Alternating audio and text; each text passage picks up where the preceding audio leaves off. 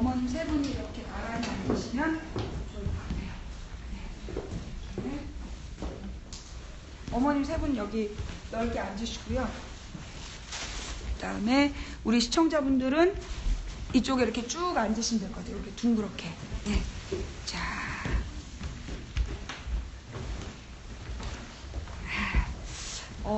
제가 책을 오늘 오실 어머님들 걸 미리 읽고 왔는데, 다른 친구들이 온다고 그래서, 오늘 원래 어머님들하고 약속이 아마 시간을 제가 못 지켜서 그렇게 됐나 봐요. 네. 또, 제가 읽었던 친구들은 나중에 또 기회가 있으면 다시 읽기로 하고. 자, 그러면, 들어와서 앉으시죠. 네. 들어와서, 이쪽에도 자리 많아요. 이쪽에 자리 많으니까 올라오셔서 넓게 앉으시는 게 좋을 것 같습니다. 네. 그리고 좀 많아갖고 그러면 지금 이제 안녕하세요. 그때 만나 뵀던 네, 안녕하세요. 예, 안녕하세요. 자, 그러면 우리 지금 이제 어머님들이 이렇게 오셨습니다. 네, 이렇게 어머님들 세 분 와 계시고요. 네. 그러면 지금 여기 제가 다 갖고 온 게 아니라 제가 1반, 6반, 9반, 7반, 3반 이렇게 갖고 왔거든요. 그러면 다 있으세요? 제가 미리 다 읽지를 못해갖고 오늘 제가 만날 친구들을 준비해서 읽어갖고 왔는데 네. 자, 그러면 아까 우리 1반에 고은이는 만났고 그 다음에 6반에 태민이도 만났고 그럼 이제 세 분인데 그럼 이제 어머님 소개를 좀 부탁드려도 될까요? 네. 여기 진윤이 어머님? 네. 윤희의 어머님이신데, 가만 있어보자. 진윤이면 7반이라 9반. 예. 이 친구가 아주 또 카리스마 있는 친구더라고요. 네. 자, 여러분 이제 제가, 우리 윤희 어머님과 더불어서, 네. 이렇게 해도 되겠어요? 같이 앉아 계셔도 괜찮으시겠어요? 예. 자, 그러면, 오늘은 이제 먼저, 이번에는 2학년 9반 진윤희를 만나도록 하겠습니다. 이 친구, 낮은 저음의 래퍼, 숨겨진 래퍼였던, 평상시엔 모범생인데, 노래방만 가면, 뭔가 이렇게 숨겨진 본능이 드러났던 친구래요. 제가 이걸 제가, 별로 안 슬퍼요. 어쨌거나 어떻게 생겼냐면 이 친구예요. 이 친구가 오늘 우리가 만날 진윤이고 윤이라는 친구, 이게 진윤이라는 친구예요. 어렸을 때. 그리고 그 옆에가 윤이가 그렇게 걱정 많이 하는 해교. 요즘 해교는 좀 마음을 잡았나요? 조금. 그리고 본인이 찍은 셀카. 저 우리 딸인 줄 알았어요. 네. 왜 여고생들은 셀카 찍을 때 이렇게 똑같은지. 그리고 언제나 영원히 같이 있기를 바랬던 포레버 친구 5명의 모습인데 과연 이제 우리의 윤희는 어떤 삶을 살았을까? 어떻게 보면 어떻게 보면 평범하지만 어떻게 보면 평범하지 않은 우리 윤희 이야기를 읽어보겠습니다. 포레버 영원한 친구 윤희 친구 중에 2명만 단원고에 갔죠. 네. 그럼 나머지 3 친구는 지금 멀쩡히 건강하게 살아있는 거죠. 네. 일단 마음을 잡고 중학교 3학년을 하루 앞둔 윤희는 잠을 이룰 수 없었다. 이제 3학년이네. 1년만 있으면 고등학생이고 잠깐만요. 또 떨려가지고.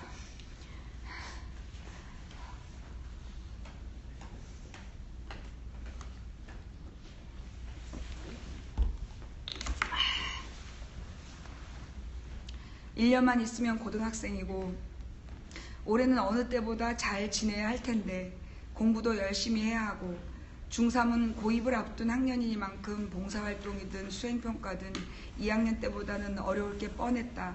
잘 해낼 수 있을까? 공부에 욕심이 좀 많았나 봐요. 하려고 했는데 그래서 학교 생활에 대한 걱정도 많고 학교 생활을 잘 하려고 욕심이 좀 있었던 친구 같아요. 윤희는 코앞에 닥친 시간들이 부담스러웠다. 무엇보다 걱정스러운 건 이 밤이 지나면 지금껏 익숙하게 지냈던 것들과 이별하고 낯선 것들과 마주해야 한다는 사실이었다. 피할 수 없는 낯설음, 익숙한 것과의 단절, 이것보다 윤희를 불안하게 하는 것은 없었다. 이런 내용들이 그 돌려쓴 일기장들에 있었던 내용들인가 보죠? 예. 생각해보면 늘 그랬다. 계약 전날이나 수련회 전날, 소풍 전날은 왠지 불안해 잠을 이루지 못했다. 계약을 하루 앞둔 지금도 마찬가지다. 설상가상 2학년 내내 함께 교환일기를 쓰며 마음을 나누었던 친구들과 뿔뿔이 흩어 지내게 되었다. 그렇다고 포레버 5 친구들 중에 같은 반으로 배정받은 친구가 있는 것도 아니었다. 절친이라고는 단 한 명도 없었다. 휴. 잠자리에 누운 윤희는 저도 모르게 한숨을 쉬었다. 어쩌겠어. 할 수 없지. 늘 이런 식이었나 봐요. 걱정하다가 어쩌겠어. 할 수 없지.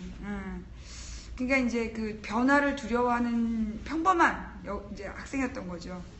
몸을 뒤척이다 윤희는 이왕 이렇게 된 거 그냥 긍정적으로 생각하자며 마음을 다독였다. 그래, 다 괜찮을 거야. 잘 지낼 수 있을 거야. 그러나 아무리 애를 써도 잠이 오지 않았다. 윤희는 자리에서 일어나 일기장을 꺼냈다. 몇 달 전부터 친구들과 돌려쓰던 교환일기장이었다. 마침 윤희가 쓸 차례라 교환일기장은 윤희 손에 와 있었다. 윤희는 일기장을 펼치고 사각사각 글을 써내려가기 시작했다. 모든 게 새로 시작되는 내일, 기분 좋게 지내보자고 윤희는 친구들에게 또 자기 자신에게 주문을 걸듯 글을 써내려갔다. 이 교환일기장이 남아있나요? 친구들, 아마 포레버 친구들이 이걸 가지고 있을 것 같아요. 그죠? 네. 중간고사가 끝났다. 후련하면서도 긴장이 풀려서인지 기운이 어딘가로 솔솔 빠져나가는 것 같았다. 기대보다 수학시험은 어려웠다. 수학은 늘 그래. 언제나 수학은 우리를 배신하지 않아.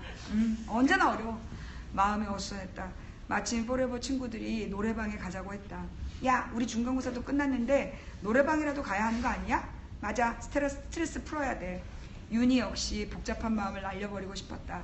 나도 좋아. 가자. 포레버는 중1 때 같은 반을 했던 5 친구들이 사용하는 카톡방 이름이다. 5 친구의 우정이 영원하길 바라며 윤희가 이름을 붙였다.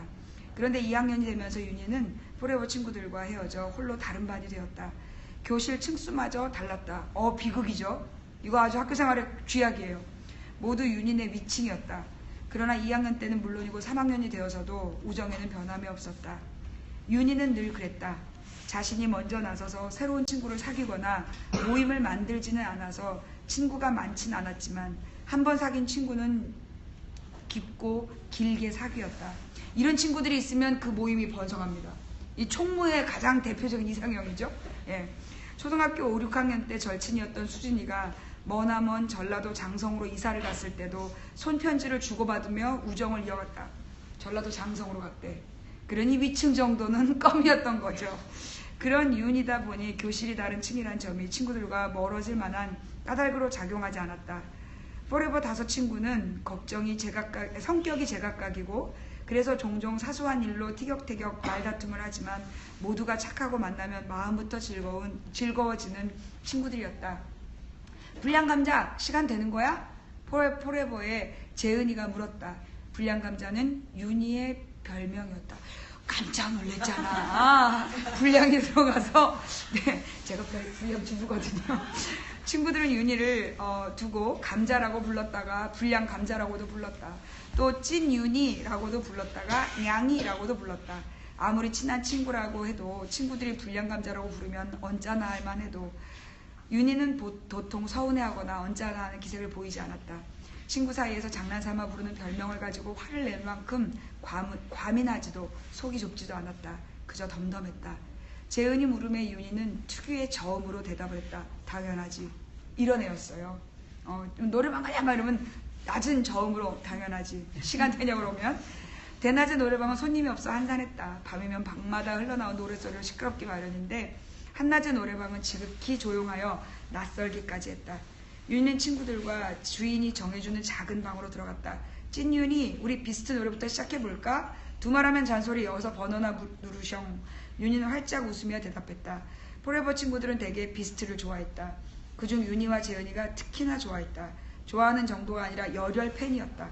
윤희가 노래방에 오는 이유는 친구들과 노는 게 즐거워서이기도 하지만 좋아하는 비스트의 노래를 마음껏 부르기 위해서이기도 했다. 끝까지 비스트를 좋아했나요? 아, 그랬군요. 일관성 있어요. 네, 중학교 때부터 고등학교까지. 우리 딸은 6개월에 한 번씩 바뀌더라고요.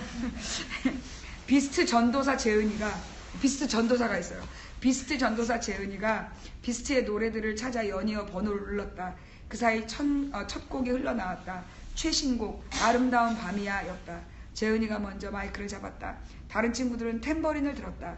별이 빛나는 아름다운 밤이 야이야. 이 밤이 영원하길 내 손 잡아봐. 누가 마이크를 잡았건 포레버 친구 다섯은 모두 목청껏 노래를 불렀다. 혜선이는 노래보다 탬버린 들기에 열중했다. 윤희 역시 양손에 탬버린을 들었다. 윤희는 빠르게 탬버린 흔들며 한층 흥을 돋웠다. 윤희가 이런 거 아셨어요? 얼굴이 되게 얌전해 보이기 때문에 되게, 그리고 행동이 조심스러웠죠. 평상시 그러니까 이런 모습이 있는 줄 몰랐을 거야. 그죠? 또 노래에 맞춰 춤을 추었다. 평소에는 얌전한 모범생이지만 놀 때만큼은 누구보다 열심인 윤이었다. 이런 애들이 뭐든지 잘해. 그죠? 할 일도, 과제도 잘하고 놀기도 잘하고. 오, 찐윤이 짱! 와, 얌전한 윤이에게 저런 흥이 감춰져 있는 줄 누가 상상이나 했냐고. 윤이랑 노래방에 처음 왔을 때 기억나냐? 나는 완전히 깜짝 놀랐잖아. 나도 윤희를 다시 봤다니까. 친구들의 대사예요. 친구들은 처음 노래방 간 날을 떠올리며 까르르 웃음보를 터뜨렸다. 포레버 친구들에게 윤희의 첫 이미지는 얌전한 모범생 그 자체였다. 대부분의 아이들이 비비크림 정도는 바르고 다니는데 윤희는 화장이라고는 전혀 하지 않았다. 게다가 웬만해서는 큰 소리로 화를 내는 법도 없었다. 그래서 놀 줄도 모르는 아이일 거라고 생각했다. 그런데 노래방에 와보니 양손에 탬버린을 들고 치고 춤까지 추었다. 랩은 수준급이었다. 포레버 친구들이 눈이 왕방울만해졌다. 그러나 윤희는 친구들 반응엔 아랑곳하지 않고 열심히 탬버린을 흔들고 춤추며 노래했다.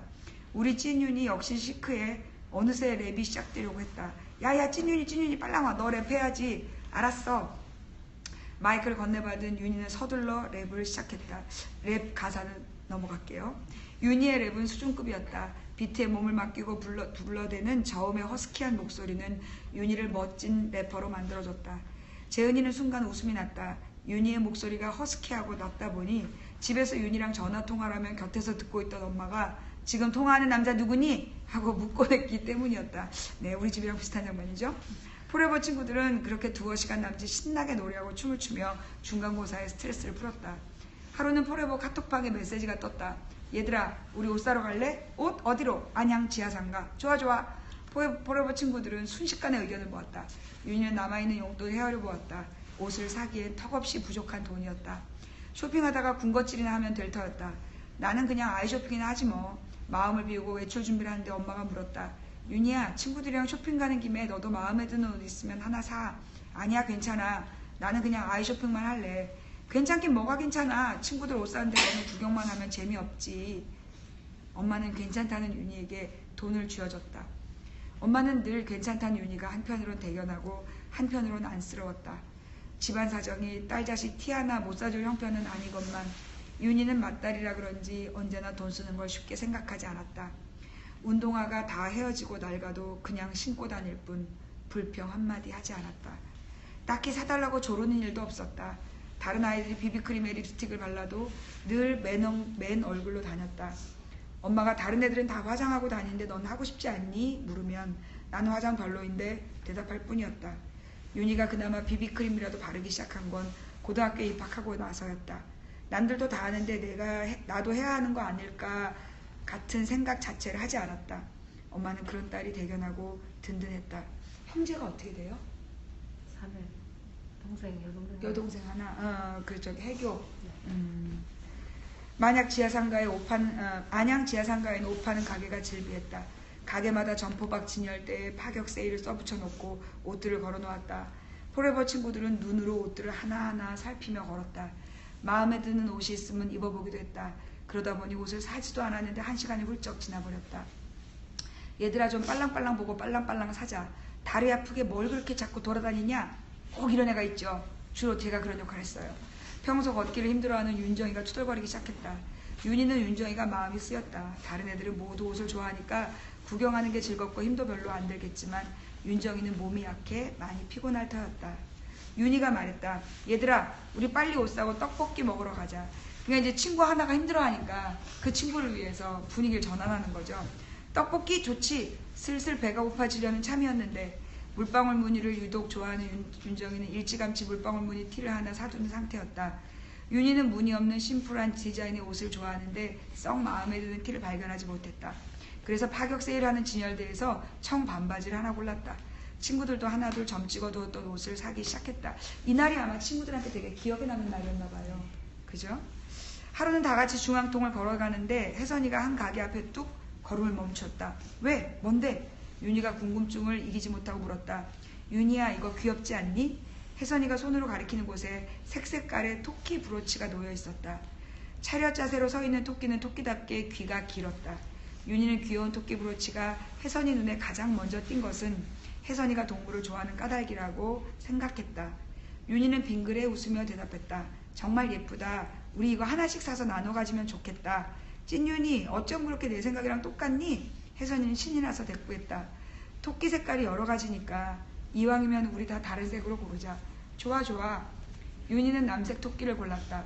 재은이는 보라 토끼, 윤정이는 분홍 토끼, 혜선이는 하늘색 토끼, 민지는 노랑 토끼. 포레버 친구들은 가슴마다 색색의 토끼를 달았다. 윤희는 친구들 가슴마다 매달려 있는 토끼를 보자 다섯이 하나가 된 것 같아 뿌듯하고 기분이 좋았다. 끝까지 안 나오는데 그 같이 온 친구가 민지라는 친구잖아요. 일반에. 민지는 어떻게 됐어요? 민지도 같이 집었어요. 5명의 친구가 중학교 1학년 같은 반이었는데 둘만 단원고에 왔고 둘이 같이 갔답니다. 주말이면 포레버 친구들은 종종 윤희네 집에 놀러왔다. 친구들은 둘씩 번갈아 가며 닌텐도 위로 테니스 게임을 했다. 게임을 하다 지치면 방바닥을 뒹굴며 이야기를 나누었다. 중3이다 보니 화제는 단연 어느 고등학교로 진학할지에 관한 것이었다. 찐윤이, 너는 어디 지원할 거니? 나는 엄마의 의견을 반영해서 강서구를 일지망으로 쓸 것 같아. 물론 단원고 갈 수도 있지만 그런데 어딜 가든 비슷하지 않을까? 그렇긴 하지. 그런데 공부가 고민이야. 2학년 때 친구들 신경 쓰느라 공부를 안 했더니 성적이 많이 떨어졌어. 성적도 성적이지만 윤희는 무엇을 위해 공부해야 하는지가 더 고민이었다. 자신이 무엇을 잘할 수 있고 무엇을 꿈꾸며 살아야 하는지를 알면 공부에 더 열의를 느낄 것 같았다. 친구들과 이런저런 고민을 나누다 보니 어느새 어둠이 내렸다. 친구들이 하나둘 돌아간 뒤 윤희는 문득 동생 해교가 아직 집에 들어오지 않았다는 것을 깨달았다. 요즘 들어 해교 귀가 시간이 부쩍 늦어졌다. 무슨 일이지? 가끔 밖에서 듣는 동생 이야기는 윤희를 근심스럽게 만들었다. 별일 없어야 하는데. 윤희는 저도 모르게 한숨을 쉬었다. 윤희의 고민은 고등학생이 된 후 정리되었다. 적성검사 후 진로를 회계사로 정한 것이다. 고등학교 2학년이 된 후로는 수학 공부를 어떻게 해야 하는지도 터득하게 되었다. 길이 보이자 윤희는 기뻤고 학교 생활도 공부도 모두 즐거웠다. 이제 열심히 공부하는 일만 남은 듯 했다. 고등학교에 진학하자 예전처럼 포레버 친구들은 자주 만날 수가 없었다. 윤희와 민지는 단원고등학교를 배정받았고 나머지 친구들은 다 다른 학교로 진학했다. 하지만 윤희는 시간이 날 때마다 공부에 지친 친구들에게 응원 카톡을 보냈다. 우리 힘내자 하트 5개, 사랑해 하트 6개, 계속 이 우정 이어가자 하트 6개. 친구들 생일도 잊지 않고 챙겼다. 지난 생일 때 윤희는 포레버 친구들에게 예쁘게 꾸민 스케치북을 선물 받았다. 친구들은 스케치북에 윤희가 좋아하는 비스트 사진을 여러 장 구해 붙이고 편지를 쓰고 그림을 그리고 퀴즈를 내는 등 진짜 이런 갖고 계세요? 지금 윤희는 성공한 인생을 산 것 같아요. 정말 전 친구한테 이런 걸 못 받아봤거든요. 진짜 인생을 이렇게 살아야 돼요. 퀴즈를 내는 등 온갖 정성을 다해 꾸며 선물해 주었다. 윤희는 가슴이 벅차올랐다. 친구들의 정성에 눈물이 핑 돌았다. 진심으로 포레버의 우정이 영원하길 바랬다. 다른 친구들 마음도 똑같았나 보다. 어느 날 누군가 제안을 했다. 얘들아, 우리도 사진 찍지 않을래? 윤희는 대찬성이었다. 하긴 시간이 가면 남는 건 사진뿐이잖아. 우리의 우정을 영원히 기억하기 위해 사진 한 장쯤 남기는 것도 괜찮은 것 같아. 이왕이면 똑같은 옷으로 맞춰 입고 찍자. 좋아 좋아. 마침 며칠 후 재은이 생일이었다. 윤희와 친구들은 약속한 대로 산뜻하게 흰 티에 검정 바지 혹은 검정 치마를 입고 모였다. 일단 재은이 생일부터 축하해주고는 모두 같이 사진관으로 찾아갔다. 포레버 5 친구는 현재의 우정을 기억하고 이 우정이 영원하기를 바라며 러브를 하나씩 가슴에 안고 소파에 앉았다. 사진사 아저씨가 말했다. 자자 여기 보세요. 하나 둘 셋. 찰칵. 사진 속 친구들 모두가 예쁘고 깜찍했다. 윤희는 사진을 들여다보며 흐뭇한 미소를 지었다. 자, 이게 이제 이게 그 사진이에요. 그렇게 찍은, 이 영원히 함께 할 거라는 5 친구가 폼 잡고 찍은, 요게 이제 옷 맞춰 입고 찍은 사진이에요. 예. 아, 대단한 아주 조직가예요. 이런 친구가 있었으면 진짜 이게 지구당에 이게 확 번성을 해요. 사람 관리를 잘해서. 이제 고민이 있다면 동생 해교에 관한 것이었다. 어려서는 허구한 날 티격태격 싸웠지만 윤희에게 해교는 애틋한 동생이었다. 어떤 날은 자기보다 더 어른스럽기도 했다. 윤희는 어려서부터 조금이라도 사나워 보인 동물이 있으면 겁을 내곤 했다. 그런데 엄마가 아기 고양이를 데려오면서부터 동물들을 예뻐하게 되었다. 하지만 벌레만은 세월이 가도 친해지지 않았다. 집안에 작은 벌레 한 마리라도 나타나면 깍 소리부터 질렀다. 해교야 해교야 빨리 와 빨리 벌레야 벌레. 윤희가 난리라도 난 듯 소리를 질러대면 어디선가 해교가 나타나 킥 코웃음을 한번 치고 벌레를 잡아 내다 버렸다. 역시 우리 해교는 용감해. 윤희는 해교 덕에 비로소 안심을 했다. 해교는 윤희와 달리 키도 크고 활달하여 친구를 잘 사귀었다. 그러나 사춘기를 겪으면서 친구 때문에 이런저런 문제를 일으켰다. 윤희는 그게 걱정스러웠다. 하지만 그도 한때란 생각을 했다. 그래서 동생이 염려스러웠지만 조용히 지켜보곤 하였다. 수학여행을 며칠 앞둔 어느 날 윤희는 포레버 친구들과 우정 시계를 맞추면서 시계 하나를 더 맞췄다. 동생 해교를 위한 시계였다. 윤희는 아직 불안정한 시간을 보내는 동생을 응원하고 싶었다. 또 둘이 똑같은 시계를 차며 자매의 정을 돈독히 하고 싶었다. 그래서 자신은 하얀 시계, 동생 것은 깜장 시계를 골랐다. 윤희는 사랑하는 친구들과 동생 손목에 예쁜 시계가 채워진 걸 보고 싶었다. 그걸 보고 있으면 행복할 것 같았다. 윤희는 수학여행을 떠나며 말했다. 택배 오면 잘 받아줘. 이 택배가 왔나요? 그래서 해교가 받았어요. 그래서 언니가 준 시계를 받고 뭐라 그랬어요? 많이 들었죠. 그리고 해교는 마음을 잡았나요? 아니 아직도 힘들어요. 아직도 언니가 없어서. 근데 우리 해교가 그 언니하고 몇 살 차이죠? 2살. 2살 차이. 그러면 올해 고3? 네, 고3 올라가요. 다 고3이구나. 그러면 해교는 언니가 그렇게 된 뒤에 어땠어요? 잘 안 나가고요. 사람들을 잘 안 만나요. 자기가 세월호 언니를 잃었던 그 사건을 위해서 그 동생이라는 거를 알려지는 걸 싫어하고 아니 차단을 해버리더라고요. 지금도 그 얘기 꺼내는 걸 싫어해요. 그래서 형제자매 그 지원센터에서 뭐 오는 것도 거부하고 그런 걸 받으려고 하질 않아요. 아직도 거부 단계네요. 부정하는 단계. 거기서 다음 단계로 넘어가야 되는데, 그죠? 화라도 내면 그게 어떤 치유가 시작된다고 그러는데 여전히 부정하는 단계인 거잖아요. 네. 그러면 아버님은 어떠세요? 저는 회사 다니니까 처음엔 굉장히 많이 술 많이 먹고 굉장히 힘들었어요. 그래서 윤 있을 때보다 더 많이 술 먹고 다니고 그래서 요즘은 또 아니요 좀 괜찮았었는데 요즘 더 우울해가지고 집 잘 안 나가려고 그러고 요즘 친구도 안 만나고 큰일이네. 지금 한 거의 한 달 동안 거의 밖에 회사만 갔다 오고 집에 그러더라고요. 걱정을 해가지고. 그래서 지금 아버님도 이렇게 무슨 이렇게 심리치료나 이런 가족치료 같은 데 안 나가시고? 네, 받지는 않았고요. 대신 활동 동거차도 뭐 당직 일때 갔다 오고 그런 건 하는데, 하는데 그런 건 요즘, 하시는데. 네, 요즘 조금 힘들어 하시더라고요. 도저히. 그래요.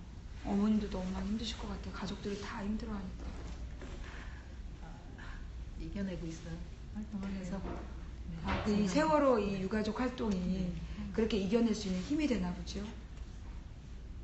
일단은 저희가 해야 될 일이 있잖아요. 그러니까 집에만 있지 않고 나오다 보니까 조금 같은 다른 가족들 만나고 같이 진상규명 활동을 위해서 집회 가고 그러다 보니까 좀 집에 있는 시간이 덜하다 보니까 그래요. 네, 그렇게 계속 하시고 이게 우리 빨리 해교가 제일 걱정. 제가 이 책들을 읽으면서 제일 가슴 아프게 그 남겨진 형제들이더라고요.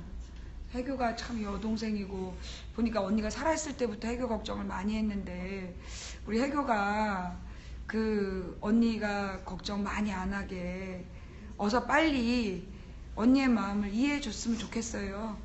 혹시 해교가 언니 시계, 언니가 선물한 시계 차나요? 아니요. 안 차죠. 네, 보관만 하고 있어요. 해교가 그 시계를 차고 언니 이야기를 하게 될 때 그때 비로소 좀 나아지기 시작하는 건데 근데 사실 해교더러 우리가 누구도 강요할 수는 없죠. 너 왜 그러니? 왜 아픈 척해? 그만 아프고 일어나 라고 얘기를 할 수는 없죠.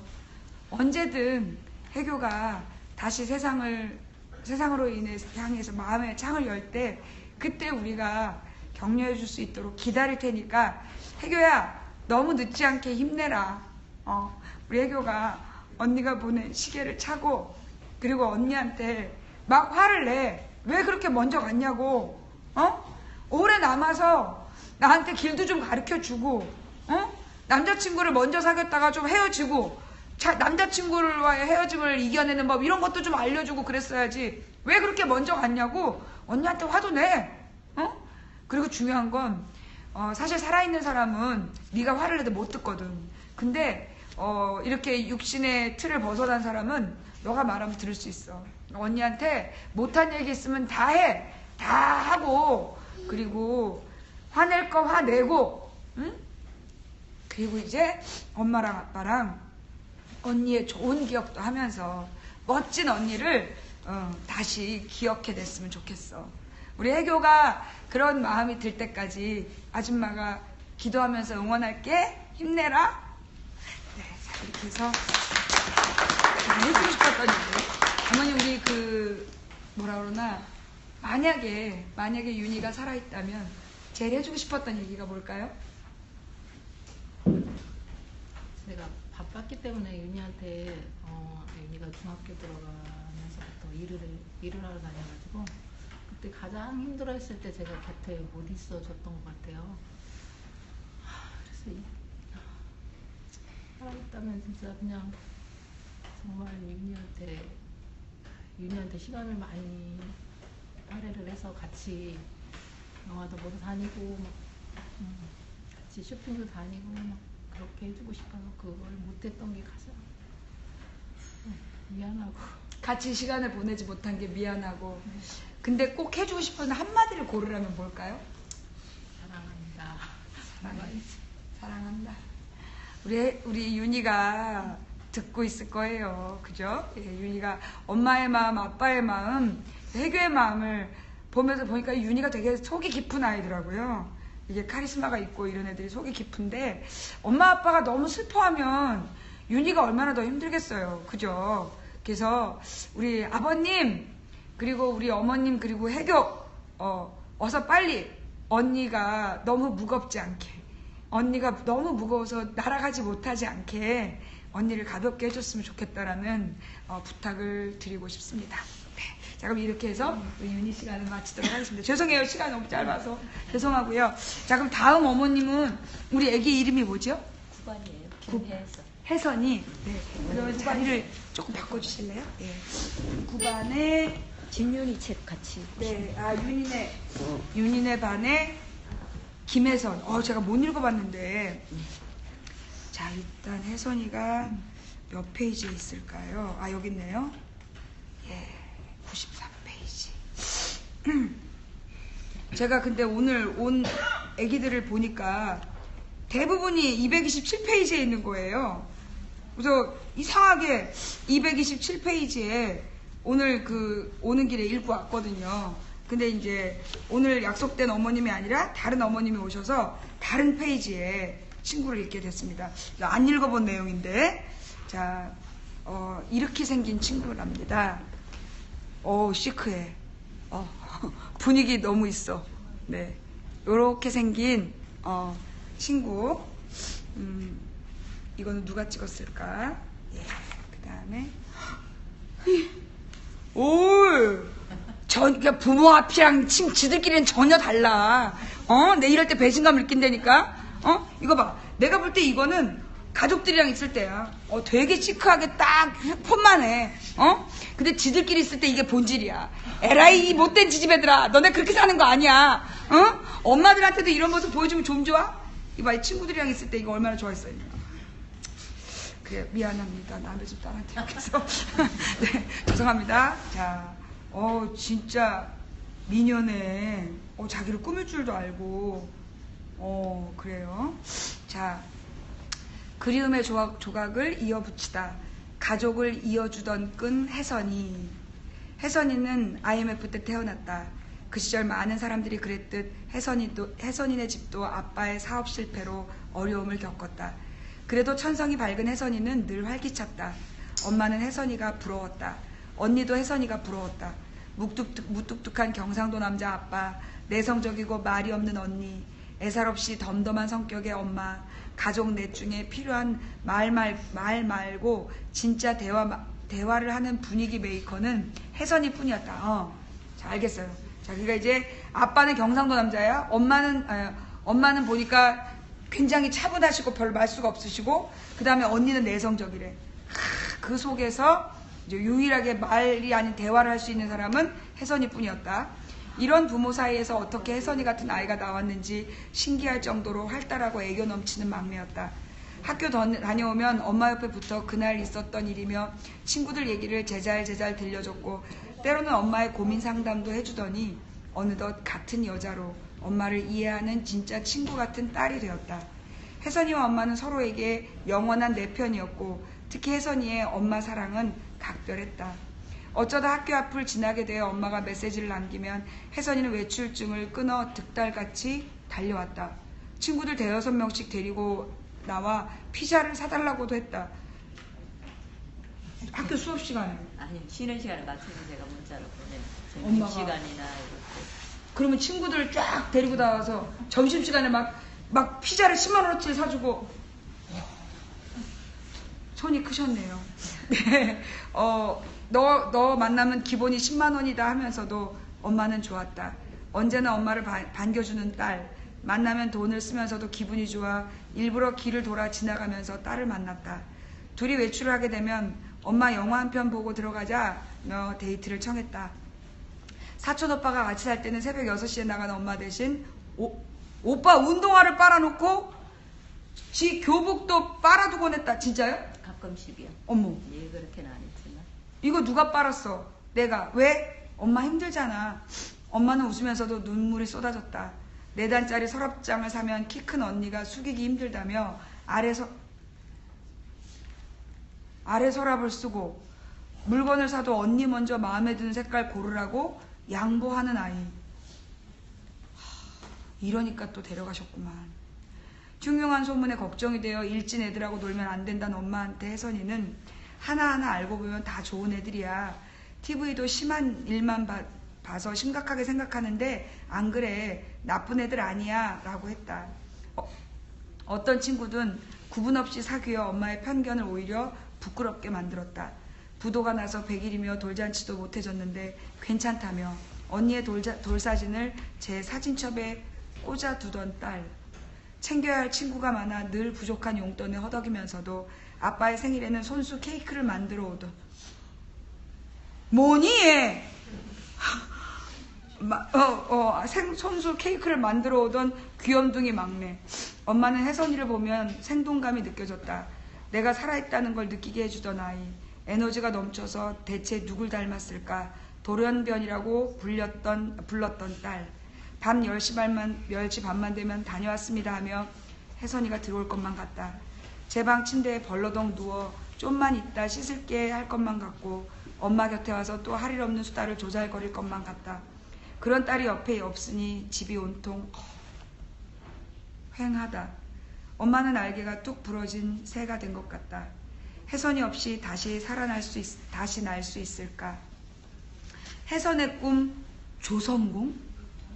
잠깐만, 죄송해요. 제가 미리 읽어보질 못해가지고 이 꿈이 조선공이면 배 만드는? 네. 도대체 중학생이 된 혜선이가 어느 날 시각 디자이너가 되고 싶다고 했다. 처음 들어오는 말이라 엄마는 무언가 그리고 디자인하는 일인가 보다 생각했다. 디자인 쪽은 미대 진학을 목표로 학원을 보내야 하는데 학원비가 많이 든다고 했다. 한 번도 엄마한테 뭘 조른 적 없는 무던한 혜선이도 이때는 쉽게 포기하지 못했다. 그만큼 원하는 일인데 선뜻 해줄 수 없었던 엄마는 많이 울고 고민하는 혜선이 모습에 마음이 아팠다. 속 깊은 혜선이는 곧 다른 꿈으로 목표를 바꿨다. 안산의 과학중점 학교인 양지고를 가고 싶다고 했다. 어릴 때부터 수학이랑 과학을 워낙 좋아하던 아이니 진로도 그쪽으로 정한 눈치였다. 하지만 양지고는 집에서 다니기에 많이 불편한 학교였다. 한 번에 가는 차가 없어 새벽에 나서야 하는데 엄마는 혜선이가 3년 내내 힘들게 학교에 가도록 할 수는 없다고 했다.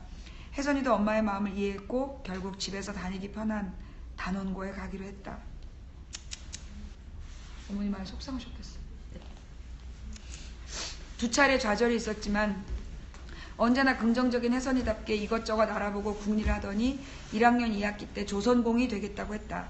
배를 만드는 일인데 그 가운데 시각 디자인의 꿈도 포기하지 않으면서 할 수 있는 분야가 있다며 좋아했다. 혜선이는 차근차근 꿈을 키워갔다. 교무실에 들락거리며 선생님들도 잘 모르는 조선공의 세계를 알아보기 시작하더니 부산에 있는 한국해양대학교에 진학하겠다고 했다. 아이가 되게 알차네요. 친구들도 혜선이를 통해 조선공이란 직업을 처음 듣기 시작했다. 저도 처음이에요. 혜선이랑 엄마는 안산의 서점을 다돌며 조선공에 대한 책을 사려고 했지만 구할 수가 없었다. 혜선이는 조선소에 직접 가서 배 만드는 과정을 보고 싶어 했다. 적극적으로 알아보고 다녔는데도 궁금증이 다 풀리지 않았다. 조선공으로 진로를 정한 후부터는 그쪽 얘기를 많이 했다. 한 번은 선생님 친구 아들이 발명한 온열 구명조끼 얘기를 열심히 들려줬다. 배에 사고가 나서 물에 빠지면 저체온증 때문에 위험하니까 온열 구명조끼를 발명했다는 거다. 혜선이는 그 얘기를 엄마에게 들려주며 이걸 입으면 물속에서 따뜻하게 오래 버틸 수 있다고 좋아했다. 배를 만들고 싶던 아이 혜선이는 아마도 세월호에 오르자마자 호기심 가득한 눈으로 구석구석을 다녔을 것이다. 조선공이 되어 배에 탄 자신을 상상하며 누구보다 행복해했을 혜선이가 눈에 선하다. 신나는 학생회 그리고 금요일엔 구반 모임 금구모. 혜선이는 단원고에 진학했다. 활동적이고 리더십이 있던 아이라 들어가자마자 학생회 간부에 지원했다. 친구와 어울리는 걸 좋아하고 또래들과 무언가 해내는 걸 즐기는 혜선이한테 잘 맞는 일이었다. 체육부에 지원한 혜선이는 체육대회 행사에서 안무를 곧잘 맡았다. 춤을 잘 추기도 했지만 친구들의 군무를 짜고 지도하는 걸 워낙에 즐겼다. 집에 친구를 데려와서 늦도록 연습을 하고 부족한 친구들을 상대로 수십 번 반복하면서도 얼굴 한번 찌푸리지 않았다. 학생회에서도 혜선이는 모두가 좋아하는 체육부 차장이자 사랑받는 막내였다. 학생회는 할 일이 많았다. 안산 지역의 다른 학생회와 교류 활동을 하고 아침이면 1시간씩 먼저 등교해 캠페인을 벌였다. 봄, 가을 체육대회와 단원제 기간이 되면 정신없이 바빴다. 아침 일찍 나가 밤늦게 들어오고 공부와 병행하려면 번거로운 일이 많은 활동인데도 혜선이는 학생회를 무척 사랑했다. 혜선이가 활동한 구대 학생회는 임기가 애매했다. 4월이면 끝나야 하는데 그러자니 5월 체육대회가 걸렸다. 새로 집행부를 뽑게 되면 경험이 없는 학생회가 큰 행사를 치러야 하는 상황이었다. 혜선이는 체육대회가 5월 중순에서 말이니까 그것까지 책임지고 임기를 마무리하자고 건의했고 학생회 친구들과 선생님들도 모두 동의했다. 봄 수학여행을 다녀와서 바로 5월 체육대회 준비를 하기로 하고 여행을 떠났다. 막내지만 필요한 일에는 자기 주장을 분명히 해서 설득시키는 강단과 리더십이 있었다. 회의를 하다가 친구들이 장난치고 딴 길로 새면 혜선이가 나서서 곧잘 분위기를 환기시키곤 했다. 어려도 제 할 말을 또렷하게 한 아이였다. 15명밖에 안 되는 작은 규모라 혜선이는 누구보다 학생회 친구들과 가깝게 지냈다. 학생회 활동은 혜선이한테 학교 생활의 활력소였다. 학생회에도 혜선이가 활력소였다. 그리고 또 하나 혜선이의 1학년 생활엔 빼놓을 수 없는 친구들이 있다. 금요일엔 구반 모임 금구모. 단원고 1학년 9반 친구 14명이 만든 모임의 이름이다. 1학년도 9반, 2학년도 9반이네요. 어찌나 잘 지내는지 부모들도 모두 내 아이들처럼 예뻐했다. 혜선이가 활짝 웃고 있는 사진이 2장인데 바로 구대 학생회와 금구모 친구들이다. 금구모 친구들의 사진은 지금도 동네 사진 동네 사진관에 걸려있다. 10,000원씩 들고 가 사진을 찍고 온 날 혜선이는 우리가 포즈를 너무 잘 잡아서 사진관에 금구모 사진이 걸렸다며 좋아했다. 2학년에 올라가서도 금요일이면 학교 식당에서 함께 밥을 먹던 혜선이의 금쪽 같은 친구들이다. 풋사랑. 체육부 차장이 임명된 혜선이는 바로 위 선배에다 학생의 사수인 근희와 일을 함께했다. 이런. 근희는 체육부 부장으로 차장인 혜선이의 직속 선배였다. 이런 나쁜 놈을 봤나? 혜선이와 근희는 체육창고 관리를 맡아 체육창고 이건 안 돼. 밀폐된 공간인데 이거. 예, 체육창고 관리를 맡아 점심시간이면 공일 빌려주고 장부에 기록하는 일을 했다. 싹싹한 혜선이는 근희를 오빠라고 부르며 편하게 대했고 잘 따랐다. 근희는 활달한 성격의 혜선이가 마음에 들었다. 그렇겠지. 이쁘기도 한데. 가을 축제 준비를 위해 학생회 모두 춤 연습을 하던 때 실수로 다리를 다친 근희는 단체로 추는 춤에서 빠지게 됐다. 미안한 마음에 간식을 사들고 가면 혜선이는 다친 사람이 더 속상할 텐데 미안해하면서 자꾸 이런 거 사오지 말라고 잔소리를 했다. 혼이 나면서도 자신을 위해 주는 혜선이 마음이 좋았다.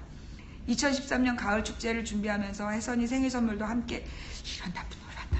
함께 준비했다. 뭐가 갖고 싶은지 물으니 시계를 갖고 얼굴 보셨나요? 네, 맞습니다. 이런 시계를 혜선이가 원하는 시계를 알아내고 돈을 모았는데 생일 전까지 조금 모자라 내년으로 미루는 대신 이어폰이랑 편지를 마련해서 줬다. 내년에는 시계도 주고 마음도 전하리라 마음 먹었다. 근희는 11월 대축제를 끝내고 혼자 운동을 시작했다. 내년 4월까지 꾸준히 살을 빼고 5월 체육대회 마치면 고백할 생각이었다.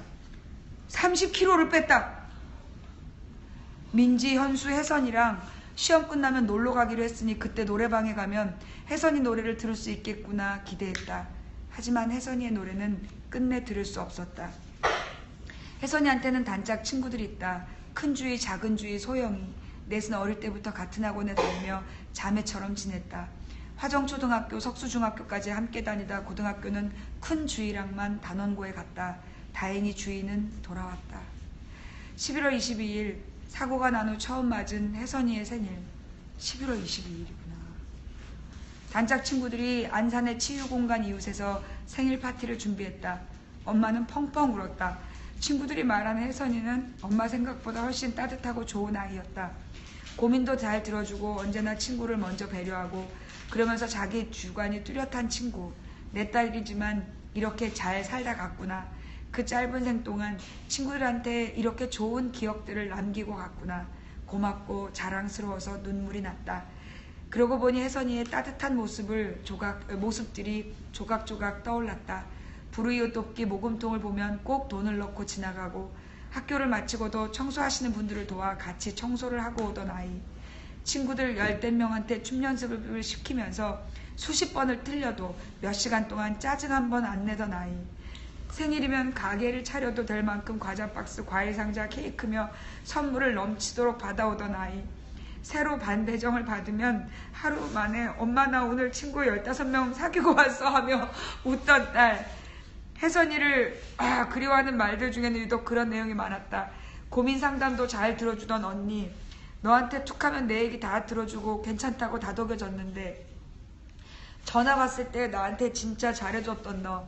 내 인생 처음으로 혜선이가 직접 케이크를 만들어줬는데 먼저 다가와서 말 걸어주고 인사해준 친구. 친구들과 섞이지 못한 친구에게 늘 시선이 가있던 친구. 누가 가르치지 않았는데도 혜선이는 그렇게 잘 자랐다. 친구들은 그래서 아직 혜선이를 보내지 못한다. 여전히 주인 없는 혜선이의 페이스북에 와서 서로 혜선이 내 거라며 애끓는 그리움을 남기고 있다. 혜선이요? 혜선이 하면 일단 목소리죠. 엄청 시끄러워요. 혜선이는 목소리도 크고 리더십이 있어요. 혜선이는 목소리가 허스키하고 독특해요. 제일 먼저 시끄러운 애라고 써주세요. 혜선이 하면 누구나 허스키한 목소리를 떠올린다. 혜선이는 큰 소리를 내거나 소리를 지르면 안 되는 목소리를 가졌다. 친구들 춤 연습 시키느라 진을 뺀 날은 목소리가 안 나와서 병원에 가서 치료를 받아야 했다. 그러면서도 너 없이 연습이 안 된다는 소리에 또 달려나가고 만다. 엄마는 혜선이가 친구들과 노는 것만 좋아하는 줄 알았지 컴퓨터 게임을 잘하고 웹툰을 좋아한다는 걸 몰랐다. 혜선은 컴퓨터 게임을 아주 잘했다. 친구들이 배우고 싶어도 손이 너무 빨라 배우지 못할 정도로 잘했다. 지금도 혜선이가 잘했던 주종목 R2비트나 테일즈 런너는 아이디가 그대로 살아있다. 게임과 함께 혜선이가 좋아했던 하나는 웹툰이다. 혜선은 작가들이 올리는 정식 연재물 말고도 일반인들이 올리는 것까지 친구들한테 추천을 할 정도로 웹툰을 좋아했다. 동아리의 후배는 지금도 11시 넘으면 혜선이 누나가 애들 웹툰 나왔다 할 것 같고 웹툰 다 보고 웃겼던 거 말할 것 같다고 한다. 친구들 모두 웹툰만 보면 혜선이 생각이 난다. 사고가 난 어떤 친구들은 생전에 좋아했던 스타들이 직접 조문도 오고 애도를 표했다. 혜선이 친구들은 그걸 볼 때마다 부러웠다. 혜선이는 배우 김우빈을 정말 좋아했다. 무명 시절부터 김우빈을 알아보고 좋아한 게 혜선이의 자부심이다. 친구들은 혜선이 추모관에 김우빈의 사인이라도 넣어주고 싶었다. 간절한 바람이다. 이제는 유명한 배우가 된 김우빈이 직접 혜선이에게 정성껏 편지를 써주었다. 혜선이는 아마 하늘에서도 좋아서 팔짝팔짝 뛰고 있겠지. 혜선이는 일주일 만에 돌아왔다. 160cm 키의 통통한 몸, 쌍꺼풀 없는 큰 눈에 긴 눈썹, 자기 얼굴을 마음에 들어한 혜선이. 그 얼굴 그대로 못 올라올 걸 염려했는지 학생증을 가지고 돌아왔다. 가방은 텅 비었고 신발은 한쪽뿐이었다. 하필 IMF 때 태어나 고생하다가 살만하니 가버린 아이. 혜선이가 좋아한 엄마표 치즈떡볶이를 자주 해주지 못한 것도, 라식 수술을 못 해준 것도, 새 운동화를 신겨보지 못한 것도 엄마는 모두 한이 됐다. 혜선이는 짧은 생 동안 만난 누구에게든 최선을 다해 잘해주었는데 남은 이들은 시간이 있을 거라 여기고 못했던 미뤄둔 일들만 생각이 난다. 해마다 벚꽃이 필 때면 단원고는 작은 천국이 된다. 혜선이는 벚꽃 핀 교정을 많이 사랑했다. 하얀 꽃이 지면 이내 푸른 잎들이 싱그러운 물빛을 뿜어 올리던 아름다운 교정. 3층에 교실이 있는 주인은 2층에 혜선이랑 수학여행 가기 전날에도 사진을 찍었다. 동아리 후배도, 금구모 아이들도, 학생의 친구들도, 단원고 친구들 모두 쉬는 시간이면 쏟아져 나와 4월의 벚꽃 아래서 작은 천사들이 됐다. 벚꽃처럼 눈부시고 벚꽃처럼 예뻤던 아이들은 벚꽃처럼 졌다. 민증이 나온 작은 주희, 이제 선배가 되어 후배를 뽑은 한빈이, 열쇠고리에 혜선이를 박제한 큰 주희, 그리고 혜선이를 사랑한 모든 이들의 가슴으로 작은 벚꽃 하나 조용히 스며든다. 짧지만 빛났던 혜선이의 삶, 마지막 순간까지 웃으면서 친구들을 다독였을 혜선이를 기리며 언제나 혜선이가 친구들한테 했던 말들로 그리움의 마지막 조각을 잇는다. 인생의 끝에서 웃을 수 있도록 하자. 행복해야 돼, 내 새끼 우리 혜선이. 제가 미리 읽고 와야 이게 절제가 되는데 죄송합니다. 정말 어떻게 이렇게 딸을 잘 키우셨어요? 그러니까 저를 닮았으면 뭐 뚝뚝하고 말도 없을 텐데. 누구 닮은 거예요? 아빠 닮은 거예요? 돌연변이에요. 돌연변이에요? 바뀐 거 아닐까요 혹시? 안 바뀌었어요. 안 바뀐 거 확실해요? 네. 근데 아니 제가 느낀 게 뭐냐면 사실 저도 고3 아이를 키우고 있고 제가 아이들을 가르쳐 봤는데 여기 단원고 애들이 너무 괜찮은 거예요. 제가 너무나 막 화가 나는 게 어쩌면 이렇게 멋있을까? 어떻게 하나하나가 이렇게 멋있을까? 이런 애들이 정말 이렇게 제대로 다 커졌으면 얼마나 할 일이 많았을까? 막 각처에서 어떤 활약을 할 거라는 생각이 들면 막 이렇게 속에서 부하가 막 올라오면서 막 비명이 나오는 거예요. 막 누군가에게 막 소리를 지르고 누구 목이라도 조르고 싶을 만큼. 우리는 또 이렇게 멋진 혜선이를. 근데 이 혜선이 친구들 어때요? 혜선이 친구들도 많이 힘들어해요. 그럴 것 같아. 얘가 지금 보니까 친구들도 다 연결해주는 역할을 했던 것 같은데 친구들이 이 혜선이를 기억하는 무슨 행사 같은 걸 하나요? 그래서 이제 치유공간 이웃이라는 데가 있는데요. 네. 그래서 혜선이 생일 파티를 한번 했는데 혜선이 친구들이 정말 많이 왔어요. 친구를 모이게 하는 그 역할을 여기 책에 나오는 큰주희라는 아이가 친구들한테 다 연락을 해서 모이게 해줬어요. 몇 명이나 왔던가요? 20명 넘게 왔는데 저는 생일 파티를 하는 것도 찬성도 하지만 하지 않았으면 좋겠다 했어요. 너무 마음이 아플 것 같아서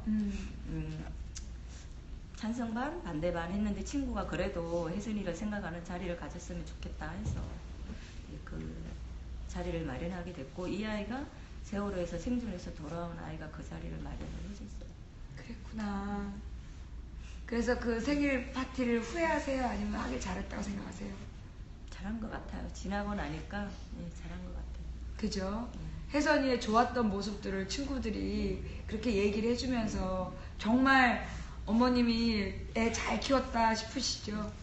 네. 그죠? 네. 네. 딸 하나는 잘 키운 것 같아요. 정말 축하드려요. 이렇게, 야, 저 진짜 이런 딸 이렇게 잘 키운 엄마가 너무 부러워요. 어쩌면 제가 오늘 보니까 우리 친구들이 너무 이렇게 뛰어나기 때문에 정말 하늘에 천사들이 필요했던 것 같아요. 이 혜선이가 지금 하늘에 올라가서 얼마나 많은 일을 하고 있겠어요. 그죠? 어머님 그렇게 생각해 주세요. 세상이 여기 이 정도가 아니라 온 우주를 돌보는데 혜선이의 손길이 필요해서 하나님이 일찍 데려가셨다고 그렇게 생각해 주시고, 우리 혜선이를 우리 시청자분들께 혜선이를 위해서 한마디 기억에 남겨주실 말씀 없으실까요? 제가 혜선이한테 미안했던 게, 제가 이제 새벽 6시에 나가면 저녁에 10시가 넘어서 돌아와요. 직장을 다닐 때는. 그래서 혜선이하고 시간을 많이 못 보는 게 가장 마음이 아프고요.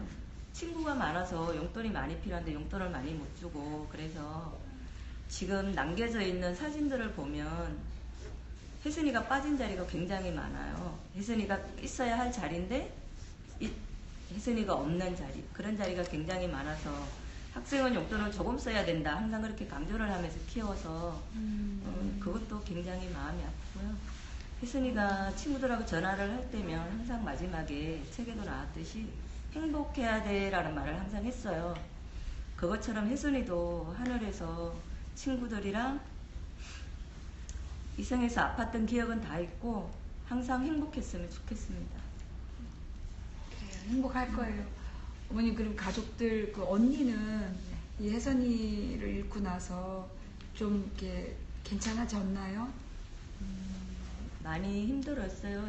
이제 큰애도 저희가 혜선이를 기다릴 때 진도체육관에 같이 있었거든요.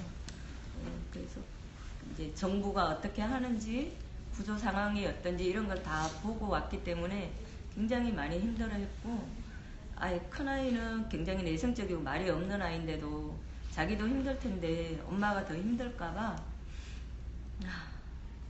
엄마한테 이렇게 터치도 안 하는 아이였는데 지금은 엄마만 보면 안아주고 그런 아이가 됐어요.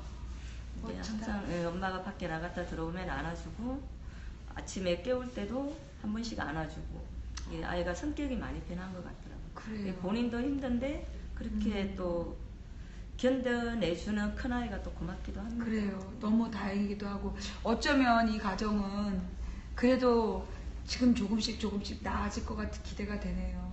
그죠? 힘내시고, 우리 혜선이에 대한 너무 이 좋은, 이렇게 예쁜 혜선이에요. 기억해 주세요. 우리 혜선이가 이 온 우주에 아주 이렇게 긍정적인 에너지를 미치고 있을 거라고. 그리고 우리 혜선이 때문에 어쩌면 이 가족들은 더욱더 강인하게 하나가 된 것 같아요. 그죠? 가족분들께도 안부 전해주시고 혜선이를 위해서 더 힘내서 살아주시기 바랍니다. 고맙습니다. 예. 박수 한번 부탁드릴게요. 네. 그리고 어머님. 소장님이시죠, 어머님? 네. 자, 어서 오세요. 네, 안녕하세요. 지난번에 강서구 때. 네, 청일포에서. 네, 네, 안녕하세요. 예, 그때 너무 죄송했었어요. 아니에요. 저도 그런 모임인지 모르고 가가지고. 예. 자, 우리 기업 저장소 저기 소장님. 네. 지금 우리 친구는 몇 반이에요? 여기 3반이에요. 3반. 3반이면 있다. 네, 도원이. 도원이 어머님. 우리 또 도원이가 또 어떡해. 도원이가 또 그렇게 멋있던데. 네. 자, 우리 오늘의 마지막 친구 김도원을 만나는 시간을 갖도록 하겠습니다. 33페이지.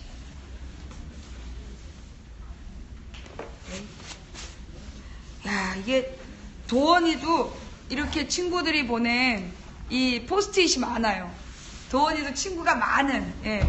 혜선이랑 도원이랑 얘네들이 살아 있었으면 대한민국이 아작이 났을 것 같아요. 워낙 친구들을 진짜 이게 혜선이하고 도원이 같은 애들이 진짜 있으면 이게 진짜 조직 싸움 그냥 앉아서 하는 건데.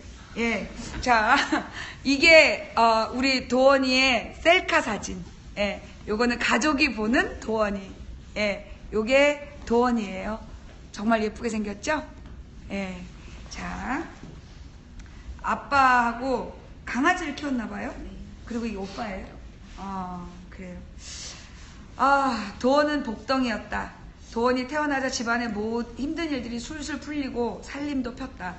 복덩이는 가는 곳마다 사랑을 듬뿍 받았고 받은 사랑을 아낌없이 베풀었다. 성격이 털털해서 선생님이나 어른에게 거리낌 없이 다가서서 귀여움을 받았고 남녀를 가리지 않고 두루 친구들을 좋아했으며 친구의 어려움을 헤아릴 줄 알았다. 그들 사이에 도원이 있으면 웃음이 넘쳤다. 도원은 사랑을 전하는 아이였다. 어릴 적 도원은 셋째 이모가 키우다시피 했다. 어머니가 일을 했기 때문이었다. 지척에 있는 이모 집에는 사촌 오빠가 둘 있었다. 아들만 둘인 이모는 옷을 직접 짜서 입히고 밥그릇을 들고 따라다니면서 먹일 정도로 도원을 예뻐했다. 얘가 이렇게 사랑을 많이 받는 그런 스타일인가 봐요. 그죠? 잠깐만 어디 갔지? 친오빠와 사촌오빠 둘은 어린 도원의 보디가드였다. 행여 누가 도원을 때리기라도 하면 오빠 셋이 달려가서 혼찌검을 냈다. 불공평해. 도원은 오빠들과 인형놀이보다는 총칼놀이를 하면서 자랐다. 그래서 남자애들하고 격이 없이 지내나봐요. 그죠? 예. 여행을 좋아하는 4명의 이모네 가족들과 도원이네 가족은 아예 봉고차를 구입해서 전국을 돌아다니며 캠핑을 했다. 도원은 들로 산으로 쏘다니며 쑥이며 냉이, 봄나무를 캐고 오빠들과 어울려 가재를 잡고 비료부대를 깔고 눈썰매를 탔다. 자연에서 맘껏 뒹굴면서 호기심도 쑥쑥 자라 오빠들도 무서워하는 계곡 낚시에 겁없이 도전할 정도로 무엇이든 직접 해보고 싶어 했다. 개구리를 잡아 튀겼을 때 처음엔 징그러워 하다가도 막상 먹고 난 후에는 맛있다를 연발해서 친척들은 폭소를 터뜨렸다. 도원이 초등학생이 된 후 셋째 이모네 가족들과 도원이네 가족은 안산시 문화센터에서 다 같이 사물놀이를 배워 일본으로 문화교류를 다녀오기도 했다. 진짜 이게 아버지 생각이 누구 생각이에요 이게 도대체? 이모랑 저 생각이죠. 이모랑 이제 자매들이 결심을 해갖고 가족들이 사물놀이패를 배워서 일본에 가서 평정을 하고 오자. 무서운 가족이에요. 무서운 가족이에요. 오빠들은 꽹가리를, 도원이는 징을 치고 장구채도 잡았다. 공연이 끝나고 여흥 시간에 게임을 이끌던 일본인 사회자가 누구 나와서 할 사람 없냐고 물었을 때 말이 잘 안 통해서 어른들도 어색한 미소만 띄고 있을 때, 그러니까 이게 사물놀이를 기는 중이었는데 말이 안 통하는 거야. 자, 그때 손을 번쩍 들고 나간 건 도원이었다. 도원은 조금도 머뭇거리지 않고 씩씩하게 앞으로 나갔다. 사물놀이 복장에 빨강, 노랑, 파랑, 색동 머리띠를 맨 도원이는 야무지고 앙증맞았다. 이게 몇 살 때인가요? 7살 때. 이후로는 엄마, 이모, 사촌 형제들로 이루어진 가족 사물놀이 팀을 꾸려 장애인 센터, 평화의 집, 노인정 등으로 위문 공연을 다녔다. 참 대단한 집이세요. 네. 어릴 때부터 사촌들과 어울려서 대가족처럼 지내면서 다양한 문화 체험을 하고 다방면의 사람들을 만나면서 보고 배운 것들은 도원의 피와 살이 되었고 그것이 도원의 성격과 기질로 나타났다. 그리고 자기가 받은 사랑을 다시 베푸는 것이 즐겁고 자연스럽게 몸에 배었다. 고등학생이 되었을 때 춤도 잘 추고 연극반 활동까지 하게 된 건 그동안 키워온 끼가 꽃을 피운 것이었다. 초등학교 5학년 때는 친구들과 서울까지 가서 오디션을 받은 적도 있었다. 1, 2차는 통과했는데 아쉽게 3차에서 떨어졌다. 오디션에 떨어졌을 때도, 초등학교 전교회장 선거에서 떨어졌을 때도 도원은 그것에 집착하지 않았다. 징징거리는 걸 몰랐고 매사에 긍정적이었다. 재미있는 건 면접 때였다.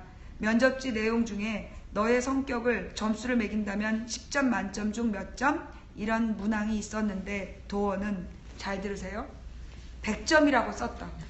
10점 만점에 몇 점이냐니까 100점이래. 엄마가 물었다. 10점 만점인데 100점이라고 쓰면 어떡해? 도원이 웃으면서 대답했다. 그만큼 내 성격이 좋다는 거야. 어떻게 이렇게 애를 잘 키웠대요. 잘 닮았어요. 정말 한수, 진짜 나중에 육아 교육을 해야 된다니까. 어떻게 애를 키웠는가에 대해서. 10점 만점에 100점, 이거 아무나 못해. 자화자찬이 아니었다. 친구들의 말을 들어보자. 도원이요? 도원이를 한마디로 말하라면 진짜 성격 좋은 아이. 중3 때 폭설이 내릴 때였어요. 점심 때 눈싸움을 했는데 여자애들은 같이 놀자고 해놓고도 좀 세게 던지면 삐치거든요. 그러면 분위기가 싸늘해지잖아요. 도원이는 그런 거 없어요. 남자 여자 가리지 않고 두루 친하니까 조금도 거리감 없이 팔다리 잡고 막 던지고 그렇게 놀아요. 성격이 좋으니까 선생님들이랑 친했어요. 자기가 먼저 웃으면서 다가가요. 망가지는 걸 두려워하지 않고 친구들에게 웃음을 주는 아이? 정말 털털해요. 맞아요. 수면 바지 같은 거 입고도 두려움 없이 밖으로 나와요. 동그란 안경은 도원이 트레이드 마크였어요. 김구 선생님 인상이 떠오르기도 해서 코믹하고 귀여웠어요. 굉장히 열정적이고 활발했어요. 순진하고 순수한 면도 있었고요. 소녀적인 감상도 많고 굉장히 섬세해서 친구들을 참 잘 챙겨줬어요. 고민 얘기하면 진심으로 공감해주고 맞장구를 잘 쳐줬어요. 그리고 끝까지 비밀을 이게 중요한 거야. 고민을 듣고 비밀을 지켜줬다는 거야. 속상하거나 고민 있을 때 도원이랑 전화통화를 하고 나면 마음이 풀렸어요. 도원이랑 중3 때 같은 반이 됐는데 자꾸만 제 이름을 부르는 거예요. 선규야 선규야 그러더니 별명까지 붙였어요. 당근 당근 이러는 거예요. 저는 무시했어요. 쟤 뭐야? 난 잘 알지도 못하는데 왜 이렇게 친한 척이라? 솔직히 고백하면 저는 말주변도 없고 부끄러움이 많아서 낯을 가리는 편이거든요. 여자애들이랑은 말도 못하고 피해버렸어요. 그런데 도원이가 자꾸만 저에게 장난을 치고 그러다 보니까 어느새 제가 도원이 친구들 그룹에 들어가 있더라고요. 도원은 밝은 에너지를 가지고 있어요. 제가 어둡게 웅크리고 있을 때 도원이 먼저 다가와서 밝은 곳으로 이끌어줬어요. 지금은 저 완전히 성격이 바뀌었어요. 이제 제가 먼저 친구들에게 다가가 마음의 문을 열고 분위기도 띄우려고 노력하고 그렇게 변했어요. 이게 다 도원이 덕분이에요. 외톨이로 지내는 친구에게 먼저 다가가 친구가 되어준 건 최선규에게만이 아니었다. 정영기에게도 도원이 먼저 다가와 말을 걸어주었다.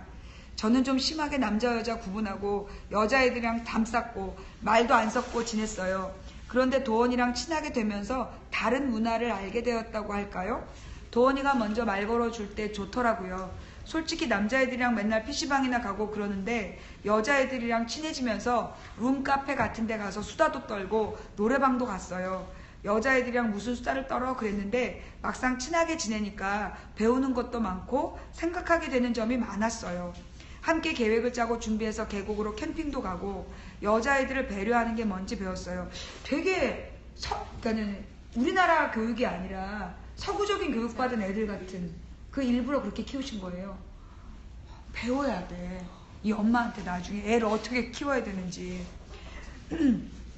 정영기는 여자애들이 추워 보이면 말없이 웃옷을 벗어서 덮어주고 주위 사람들이 눈치채지 않게 조용히 여자애들을 배려해주는 멋진 남자가 되었다. 한 남자의 인생을 바꾼 거야. 중학생 때는 해가 떨어진 후에 조금만 늦게 들어가도 부모님께 야단 맞았어요. 그런데 이 친구들이랑 친하게 지내면서는 부모님들 생각이 바뀌셨어요. 부모님들 생각도 바꾼 거야 얘가. 나쁜 친구들이 아니고 삶에서 중요한 친구를 만났구나 생각하시게 되니까 이 친구들이랑 있다고 하면 선선히 알았다고 하고 믿어주셨어요. 친구들에 대해서 다 터놓고 얘기했으니까요. 이렇게 모인 친구들이 15명이나 되었다. 주로 중앙도서관에서 만났다고 해서 도팸, 도서관 패밀리란 이름이 붙게 되었다. 누구를 일부러 끌어들인 것도 아니고 공부 잘하는 애 못하는 애 이런 걸 따지거나 나눈 적도 없고 어떤 아이는 된다 안 된다 한 적도 없었다. 성격도 가지각색이고 취향도 달랐다. 공통점은 없었다. 아니 공통점이 있다면 하나같이 의리가 있고 함께 있으면 마음 푸근했다는 점이었다. 수업이 끝나면 매일 모였다. 딱히 용건도 없고 돈도 없고 갈 데도 없었지만 이야기를 하다 보면 길거리에 선 채 1시간이고 2시간이고 후딱 흘렀다. 석수 중에서 도팸을 모르는 애들이 없었고 다들 부러워했다. 너 뭐하니? 하고 묻지 않고 너희들 뭐하니? 이렇게 물었다. 김도연을 김도원과 둘도 없는 단짝으로 이어준 건 이름이었다. 중2 때 처음 같은 반이 됐는데 도원이는 4번, 저는 5번이었어요. 그런데 우리 집이 기초생활 수급자라서 방과 후 수업이나 급식비 같은 걸 내면 그 돈이 다시 엄마 통장으로 들어와요. 그런데 한 번은 돈이 안 들어와서 알아보니까 도원이 엄마한테 들어갔더라고요. 이후로도 선생님들이나 친구들이 이름을 헷갈리는 바람에 생긴 해프닝이 정말 많았어요. 선생님이 부른다고 해서 교무실에 가보면 도원이를 부른 거고 이런 식으로요. 돈은 돌려서 주셨겠죠. 네, 자 애들을 이렇게 키우셨는데 둘은 고등학교도 같은 어떻게 됐어요? 저희는 생존자예요. 둘은 고등학교도 단원고로 가게 되었다. 도원이는 개성 있는 아이예요. 좋아하는 게 정말 많아요. 제일 좋아하는 건 먹는 거. 왕고로케도 좋아하고 카페 신상 메뉴 나오면 우리 저거 꼭 먹으러 가자 이래요. 애가 굉장히 도전 정신이 있는 거야. 그죠? 아이스크림과 pom프리치 감자튀김 같은 거 좋아해요. 학교에서 오리고기를 구워 먹은 적도 있어요. 뭘로요? 번호로 그거 먹죠. 버너를 가지고 가서 친구들이랑 오리고기를 학교에서 지그들끼리 예. 엄마랑 맛있는 거 먹으러 잘 다녀서 그런지 미식가예요. 엄마랑 진짜 친해요. 야자 빼먹고 엄마랑 영화 보러 가기도 하고. 엄마는 도원이 생일 때면 우리들까지 단체로 영화표 끊어주고 저녁도 사주시고 그래요. 글 쓰는 것도 좋아했어요. 용건 같은 거 없어도 그냥 써요. 포스트잇 하나 생기면 김도연 사랑해 이런 거라도 써줘요. 수업 시간에도 늘 짝꿍하거나 제일 친했으니까 지금도 제 책 아무거나 들춰보면 어딘가에 메모지 하나는 붙어 있어요. 이게 김도연이가 다 얘기한 거. 최선규는 고1 때 생일을 잊지 못한다. 4월에 생일이 있었지만 학원 때문에 만나기가 애매해서 이번 생일은 하지 말자고 친구들과 이미 얘기가 된 상태였다. 그날은 다른 날보다 학원 수업이 더 늦게 끝나서 밤 11시가 넘어서야 밖으로 나왔는데 도원이 혼자 기다리고 있었다. 도원은 축하 카드를 들고 있었는데 하드보드에 친구들과 찍은 사진과 색지로 장식을 하고 애들에게 축하 말을 일일이 다 받아서 말풍선을 그려 넣은 것이었다. 그때 완전 감동이었어요. 도원이는 그런 애예요. 그 밤중에 친구 생일이라고 혼자서라도 먼 길을 찾아오는 그런 애예요. 혹시 선규를 좋아한 거 아닐까요? 다 좋아하죠, 우리 도원이는. 아, 그냥 다. 저 친구들이 다 좋아하죠. 예, 혹시 도원의 남자친구였을까? 김도연은 웃으며 고개를 저었다. 여자애들끼리 있다 보면 남자애들 얘기를 할 때도 있지만 남친으로 발전하지는 못했다고 한다. 남녀 가리지 않고 두루 잘 어울렸지만 정작 좋아하는 애한테는 다가가지 못하는 어쩔 수 없이 부끄럼 많은 여학생이었던 것. 같은 단원고에 진학한 정복진, 정대진, 쌍둥이 형제도 결코 잊을 수 없는 일이 있다. 고1 때 어머니가 교통사고로 갑자기 돌아가셨어요. 그때 참 힘들었는데 어느 날 도원이가 집에서 만든 반찬을 싸갖고 찾아왔어요. 밥 잘 챙겨 먹고 힘내라고 말해주더라고요. 솔직히 아무리 친해도 그러기 어렵죠. 도원이 생각하면 늘 그때 일이 떠올라요. 정말 대단하죠. 정말 대단하죠. 도원의 엄마도 그때 일을 기억하고 있었다. 오빠가 지방대학을 다니니까 반찬을 만들어야 해요. 그런데 도원이가 더 많이 만들어달라고 하더니 따로 챙겨서 갖다 주더라고요. 무슨 꿈을 꾸고 있었을까? 재주도 많고 끼도 많은 도원은 장차 어떤 사람이 되고 싶었을까? 애들이랑 놀아주는 건 진짜 잘할 수 있다면서 유치원 교사가 되고 싶어 했고 방송 관련 일을 하고 싶다고 말한 적도 있단다. 도원이 가입해서 활동하는 단원고 연극부는 안산에서 하는 청소년 연극대회 나가 매번 상을 받아올 정도의 실력을 갖춘 동아리였다. 연극부에서 도원은 연기보다는 연출이나 스태프 일을 더 적성에 맞아 했다. 한때는 향수 만드는 사람이 되고 싶어 한 적도 있다고 김도연은 말한다. 도원이는 좋아하는 냄새와 싫어하는 냄새가 분명해요. 언젠가 애들 생일 때 향수를 선물하기로 하고 도원이랑 사러 다닌 적이 있어요. 우린 남자용 향수는 잘 모르고 비싼 향수를 써본 적도 없었으니까 그때 처음으로 향수 가게마다 들러 비싼 향수의 향을 맡은 거예요. 그런데 도원이가 가게마다 다니면서 향수 냄새를 다 맡아봐도 자기가 좋아하는 향이 없다고, 차라리 자기가 만들고 싶다고 말했어요. 너무 자극적이고 강한 향은 싫어했어요. 제일 좋아한 건 복숭아 향이었어요. 엄마는 한 번 옳은 건 끝까지 옳다고 하는 도원의 바른 성격과 기질을 고려해 선생님이 되면 어떻겠냐고 물은 적이 있었다. 도원은 곰곰이 생각하더니 말했다. 그러니까 엄마가 선생님이 되면 어떻겠냐 했더니, 엄마는 내 모든 걸 주관하는 사람이지만 엄마는 엄마기 때문에 딸의 능력이나 특기랑 상관없이 욕심을 낼 수 있잖아. 하지만 선생님은 훨씬 객관적일 수 있으니까 진로 상담은 선생님이랑 하는 게 더 나을 것 같아. 천재를 낳은 걸까? 천재를 키운 걸까? 너무 궁금해요. 이럴 때 도원은 굉장히 합리적이었다. 바른 생활 보였던 도원은 다른 친구들보다 일찍 등교해야 했는데 그게 너무 피곤해 보여서 엄마는 그만두지 그러냐고 했다. 그러자 도원은 선생님이랑 대화하는 것도 좋고 선생님하고 가깝게 지내면 학교 생활도 달라 보인다고 대답했다. 보통 애가 아니죠. 뜻밖의 사려 깊은 대답을 들은 엄마는 늦게 출근해도 되지만 도원을 학교에 데려다주고 싶어서 아침 6시 반에 집을 나섰다. 그렇게 엄마와 도원의 아침 등교가 계속되었다. 차를 타고 가는 짧은 시간은 엄마도 온갖 얘기를 나눌 수 있는 귀한 시간이었다. 도원은 새처럼 종알거렸다. 엄마랑 같이 학교 가니까 정말 좋아. 엄마랑 얘기도 하고 엄마 목소리를 듣고 학교 가면 발걸음도 가볍고 하루가 기분이 좋거든. 도원은 사람을 기분 좋게 만드는 에너지를 가진 아이였다. 엄마는 매일 일찍 일어나야 했지만 피곤한 줄 몰랐다.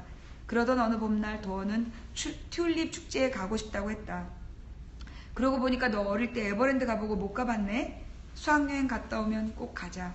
엄마는 사랑스러운 도원을 위해 해주고 싶은 게 많았다.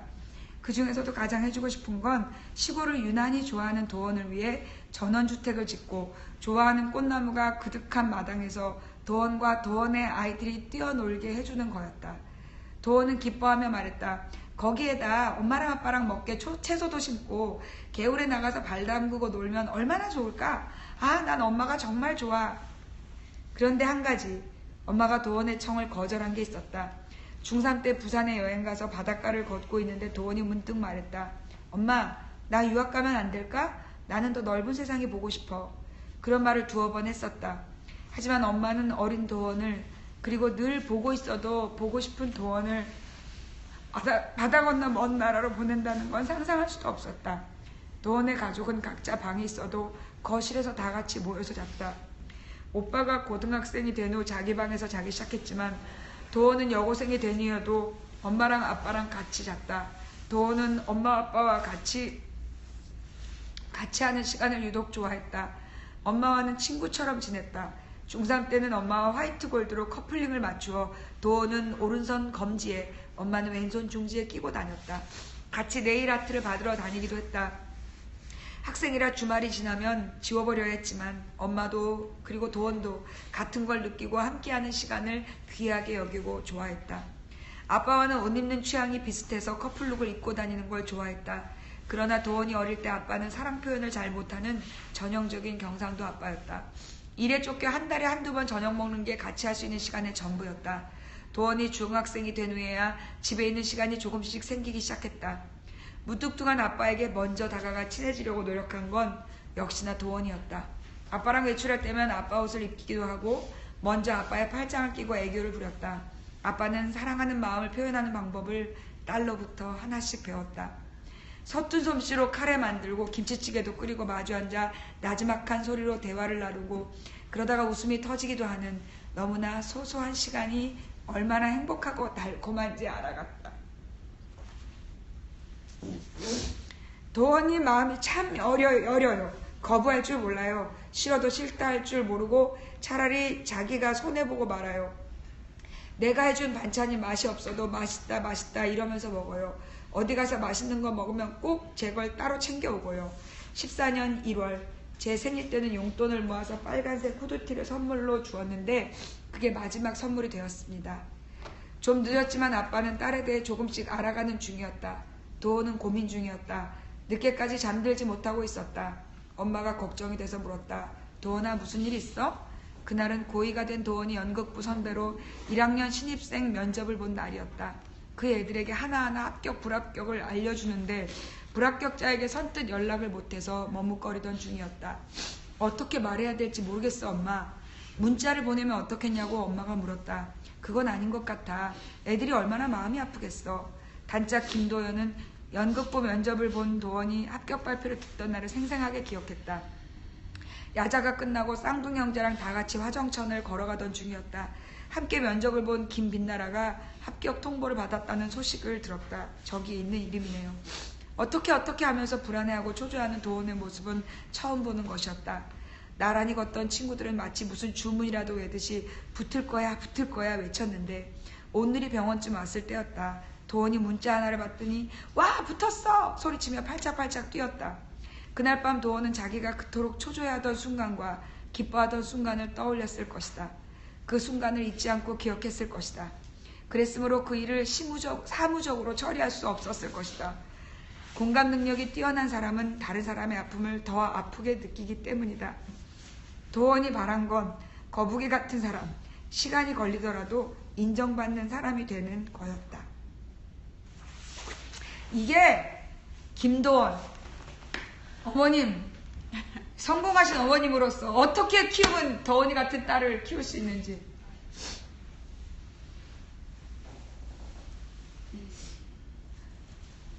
너무 잘하셨어요. 너무 잘하셔가지고 그래가지고 하나님이 우리 도원이를 너무 쓸모가 많아서 데려가셨나 봐요. 그냥 아이들은 키울 때 그랬으면 좋겠어요. 저 또한 그랬고요. 아이들이 무엇을 원하는지를 먼저 생각한다 그러면 부모의 욕심은 사라질 것 같아요. 애들이 원하는 게 뭔지 찾아라. 네.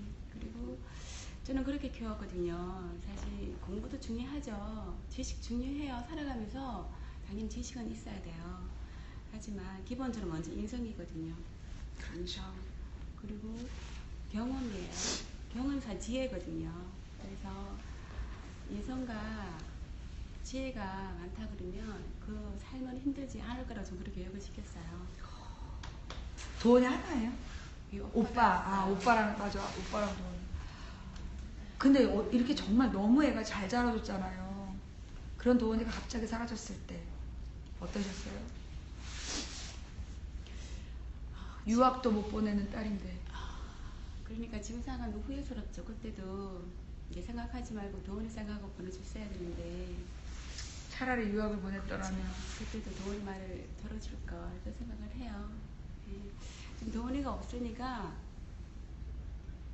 모든 게 다 없는 거죠. 사실 우리 일가족들이 움직인다 해도 그냥 하루하루를 버티고 사는 거거든요. 하루하루를 버티고 살고 있는 것이고, 그리고 또 버티는 이 과정이 사실 이제 오늘 여기 계신 모든 분들과 같이 발 맞춰서 움직이기 때문에 사실 힘내서 움직이는 거예요. 만약 우리만 있었다 그러면 벌써 무너졌고요. 무너졌고 벌써 진짜 잘못 얘기한다 그러면 안 좋게 얘기한다면 벌써 도원이 따라갈 수도 있겠죠.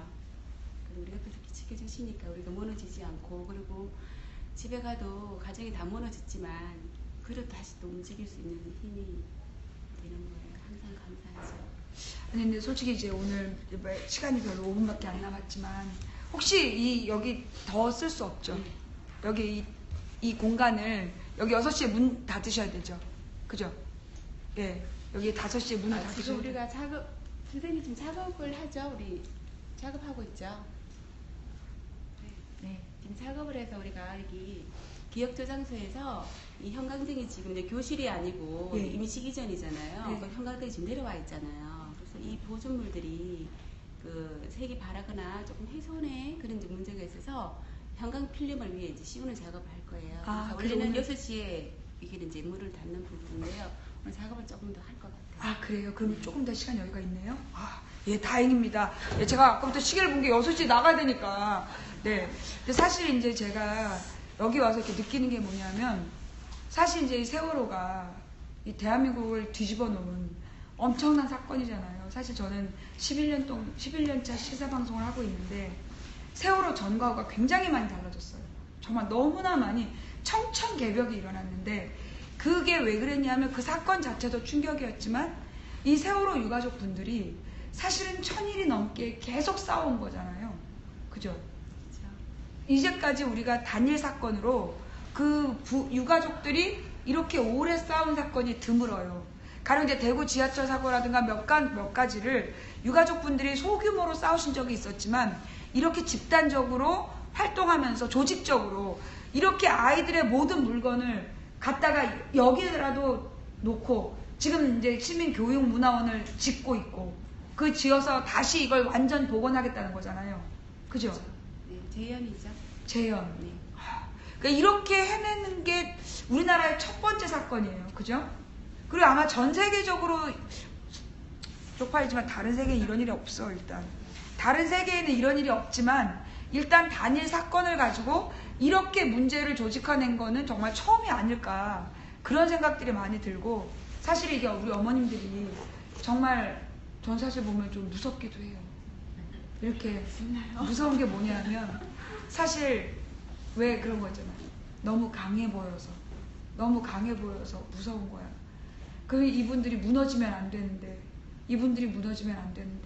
그래서 제가 진상조사가 끝까지 될 때까지 우리가 정말 포기하지 않고 이 길을 가겠다. 제가 요즘에 기도하고 있거든요. 세월호를 인양하라. 그 기도를 지금 하면서 우리가 40일 기도를 시작을 했어요. 그리고 제가 금식 기도하고 저녁을 굶고 새벽 기도를 하고 있는데 올해 세월호를 인양하는 게 우리 꿈이에요. 저의 기도이기도 하고. 그래서 정말 이 미수습자들을 수습하고 그리고 거기서 이제 진상규명이 시작되는 것 같아요. 그죠? 예. 그래서 우리 기업 저장소를 운영하시는 떨어져야 될 것 같은데. 아니, 얼굴이 괜찮아요. 너무 작으셔서 얼굴이 너무 웃겨. 여기 화면으로 보면 제가 가까이 있기 때문에 내가 언제 크게 나? 아니요, 화면 보세요. 화면은 얼굴이 굉장히 작게 나오고 있습니다. 걱정하지 마세요. 제가 일부러 이렇게 앉았잖아요. 원래 큰데 좀. 아니. 제가 얼굴이 작은 게 아닙니다, 여러분. 자, 우리 본론으로 돌아가서. 어쩌고 말씀드린 거예요? 아니, 근데 진짜 그 기업 저장소 너무 멋있게 꾸며놓으신 것 같아요. 그 기업 저장소를 아이디어를 내신 거는 예술가가 하셨겠죠? 그 건축은요, 새로운 네. 건축사 협의회에서 하신 거고, 음. 그리고 도자기는 또 도자기 전문가들이 이제 해주신 거예요. 그 등? 네, 304개 등이요. 아, 그게 도자기 네, 등이에요? 그렇죠. 그리고 사무실과 저장소는 사무실과 저장소 그리고 이제 우리 구술 정원을 하고 있거든요. 할 수 있는 공간까지는 사실 아름다운 재단에서 보내주신 거였어요. 거기서 아름다운 재단이면 2014년도부터 작년 2016년 12월 31일까지 지원해 주신 거예요. 네, 그게 토대로 해서 4.16 기업저장소와 전시관이 있었던 거죠. 그리고 이제 각계 이제 세월호 참사로 인해서 마음을 모아주신 분들이 이제 모여서 또 전시관이 이제 된 거고요. 그러면 지금 현재 활동을 같이 하고 계시는 유가족 분들은 몇 분 정도 계시나요? 어제 전시 우리 저장소만 아니요, 그러니까 지금 이제 세월호 유가족 분들 중에서 전체는 잘 모르시나요? 전체는 지금은 우리가 이제 유가족과 생존자 화물 생존자 다 이렇게 포함되어 있잖아요. 4.16 가족협의회가 있습니다. 아. 그 회원은 한 230. 230. 네, 가정이 이제 회원이 돼 있고요. 그리고 네. 저희들 유가족은 지금 움직이시는 분들은 한 100여 명 가족이 되고, 그러니까 100여 그 명. 외에는 사실은 생활을 해야 되니까, 그리고 아이들이 있으니까 이제 다시 이제 직업을 가지서 다시 생활을 하시는 거죠. 그래요. 그리고 이제 급할 때 서울 우리가 출동을 하거나 집회할 때는 모두 다 출동을 하시죠. 그러니까 100여 명이 계속 단일 사건으로 1000일 넘게 활동하는 거는 정말 드문 일인데 정말 대단한 제가 그 일을 얘기를 하고 계신 것 항상 같아요. 해요. 사실 대단한 일은 아니고요. 사실 어느 누구나 다 할 것 같아요. 이런 단어로 다 하실 거예요. 사실 내 아이이기 때문에 내 아이고 내 학생이었고 우리는 학생이었잖아요, 그죠? 학생이었고 내 자식이기 때문에 어느 부모나 다 할 것 같아요. 사실은 많이 그러지 우리뿐만이 못했죠. 그런 거 아니고요. 사실은 그리고 우리는 원인을 알 수가 없잖아요. 우리 아이가 왜 떠나갔는지 모르기 때문에 더 끝까지 움직이는 거예요. 제가 저번에 이제 인터뷰를 하면서 그 얘기를 말씀을 드렸어요. 사실 주위에 자식을 잃은 부모님들 많으시잖아요. 당연히 저희도 많이 공감을 하세요. 그리고 지금도 사실 우리를 반대하시는 분들 있잖아요. 이제 진짜 그만해라. 뭐 진상 규명을 하려고 그러냐. 그 미쳐서 분들이 그러는 있는 거예요. 근데 그래 물론 자식 잃은 부모님들이 우리를 다 공감을 하셔요. 하지만 그 한 끗 차이는 좀 있다고 저는 생각을 해요. 왜냐하면 제 주위에도 이제 있지만 우리 학생의 아이를 잃은 부모도 계세요. 그 부모님은 애기가 야간 자율학습하고 오다가 이제 교통사고를 당해서 애를 잃은 부모님이 있어요. 그 부모님도 계시고요. 또 주위에는 아기가 아파서 몇 년 동안 치료하고 그리고 또 입을 준비한 부모가 결국 이제 아이를 잃은 부모님이 계세요. 그 부모님들이랑 저희도 진짜 한끗 차이가 있다는 거죠. 같은 자식을 잃지만 왜냐하면 그이는 입을 준비할 수가 있었고 그리고 최선 노력할 수 있었고 그리고 물론 가슴 아프지만 사고 원인을 알 수가 있잖아요. 근데 우리는 알 수가 없죠. 지금도 알 수가 없잖아요. 3년이 다 오지만 그렇기 때문에 저희들이 끝까지 움직여야죠. 사실 그쵸. 내 자식을 왜 잃었는지는 알아야지 부모죠. 이 부모죠. 그래도 정말 사실 옛날에 우리 시랜드 사건이라든가 많은 부모님이 너무 실망해서 나를 떠나기도 하고 그랬었는데 이렇게 포기하지 않고 끝까지 싸워주시는 어머님들이 계셔서 정말로 저희들도 계속 세월호를 기억할 수 있고 이 일을 계속 할 수 있는 것 같아요. 그죠? 우리 세월호 어머님들을 위해 지금 박수 한번. 우리 시청자분들께 이제 이 단원고 약전을 기획하신 우리 예. 잠깐 이쪽에 올라가 계시겠어요? 예. 예, 아니, 잠깐 우리 가시기 전에 예, 앉아 계시고, 예, 우리 어머님, 우리 그 전국에 계신 시청자분들과 그리고 우리 대한민국에게 부탁하고 싶은 말씀 있으실 것 같아요. 부탁은 아니고요. 사실은 우리 세월호 참사로 희생된 304분이 계시잖아요. 그 안에는 사실 미수업자분도 계시고 또 그 안에도 우리 학생과 선생님이 계세요. 그리고 또 희생된 우리 아이들이 있고요. 저는 이제 여기 단원고 4.16 기억교실을 구현하면서 사실 그런 생각을 많이 했습니다. 우리 아이들이 지금 많이 잊혀지고 있잖아요. 그리고 또한 250명 숫자를 자꾸 기억을 하세요. 그래서 제가 이제 처음에 여기 오셔서 아이들 이름을 읽으셨지만 한 명 한 명의 이름을 알리고 싶어요. 사실은. 그리고 한 명 한 명의 꿈을 알리고 싶습니다. 일정복대 보셨죠? 한 명 한 명의 꿈을 큐트로 작업한 것처럼 저는 한 명 한 명 아이들 꿈을 알리고 싶습니다. 우리 아이들은 꿈을 이루지 못했지만 우리 아이들의 희생으로 대한민국의 모든 사람들이 꿈을 이룰 수 있는 그런 나라를 만들고 싶습니다. 그렇게 하기 위해서는 사실은 우리 아이들 진상 규모를 해야 되는 것이고요. 그에 따른 책임자 처벌을 하면 당연히 대한민국은 정상화되게 다시 밝은 나라가 될 것이고 우리 아들이 믿었던 살기 좋은 나라, 진짜 안전한 나라가 될 것 같습니다. 사실 그 길에 우리 유가족만 있어서 될 수 있는 건 아니고요. 사실 같이 동행해 주시는, 손잡고 움직여 주시는 분들이 끝까지 같이 해주셔야 대한민국이 다시 이루어질 수 있습니다. 끝까지 발맞춰서 손잡고 동행해 주시기를 부탁드리겠습니다. 약속의 박수.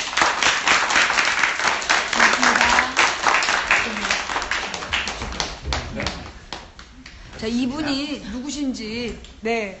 자, 오늘 이 자리를 만들게 된, 분이시죠? 네, 본인 소개 부탁드릴게요. 예, 도학래라고 합니다.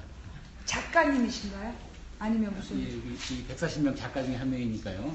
이 140분의 작가님들을 모아낸, 그러니까 이 단원고 약전 기획자이신 거죠? 약전을 처음 제안한 사람입니다. 제안. 네, 맞아요. 제안한 사람이고요. 하여튼 뭐 작가 140명 중에 한 사람이고, 여러분들하고 여러 기획위원들도 있었고, 뭐 교육청도 같이 그때 도와주셨고 해서 작가들을 모아서 하여튼 우리 그 261명 학생과 교사들 그들의 삶이 기억될 수 있도록 기록하는 일을 한번 해보자. 이런 사업을 제안하게 되었고요. 많은 작가들이 정말 같이 힘을 모아서 이 책 12권의 책자를 만들 수 있게 되었습니다. 제가 진짜 이런 거는 전 세계 우리나라밖에 없는 거 아닌가요? 또 있나요? 찾아보세요. 제가 그냥 그런 것들까지 몰라서. 저기 혹시 세계에 계신 시청자 여러분, 유튜브로 보시는 분들 혹시 이런 식의, 그러니까 이런 이 단원고 약전 같은 기획이 없죠? 이거 우리나라에만 있는 거죠? 9.11 테러도 이렇게 안 했을 거예요. 그쵸. 9.11 테러도 그 희생자 약전을 다 만들지는 못했을 거야. 그쪽이 조금 딸리잖아. 자, 어쨌거나 정말 이게 근데 무슨 마음이에요? 어느 날 갑자기 이걸 해야 되겠다는 생각이 드신 거예요? 2014년 4월 그때 뭐 우리 다 진짜 국민들 모두 또 엄청난 사고를 보면서 정말 당황하고 정말 이 매일 TV 앞에서 눈물 흘리고 뭐 그랬던 기억이 있고요. 저도 뭐 애를 키우는 아빠니까 진짜 방문 열고 들어가면 그때 우리 애가 애들보다 한 두 살 정도 많아서 뭐 대학 초년생에 그냥 술도 많이 마시고요. 어느 날 술 마시고 집에 침대에 누워있는 애를 보고 정말 고맙다는 생각을 했는데 그런 생각을 하고 나서 부끄럽더라고요 진짜.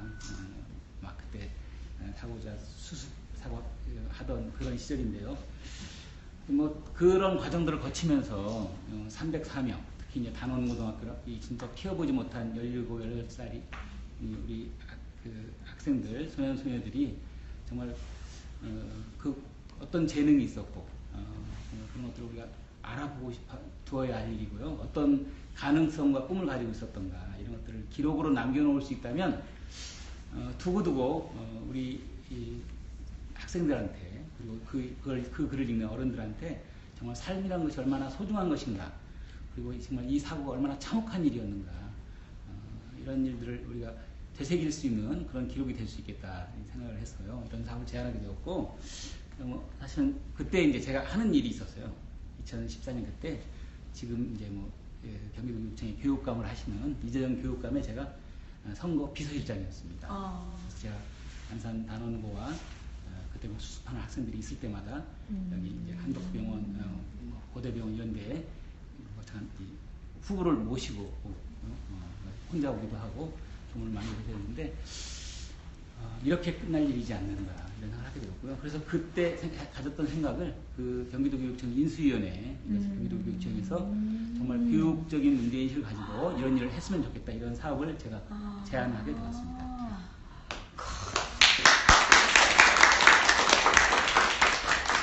일단 생각을 해냈다는 게 대단하고 그 다음에 제가 읽으면서 느낀 게 그 끝이 얘기의 끝이 막 그 죽음의 순간이라든가 막 공포의 순간이 아니라 가장 행복할 때 딱 끝나는 거야.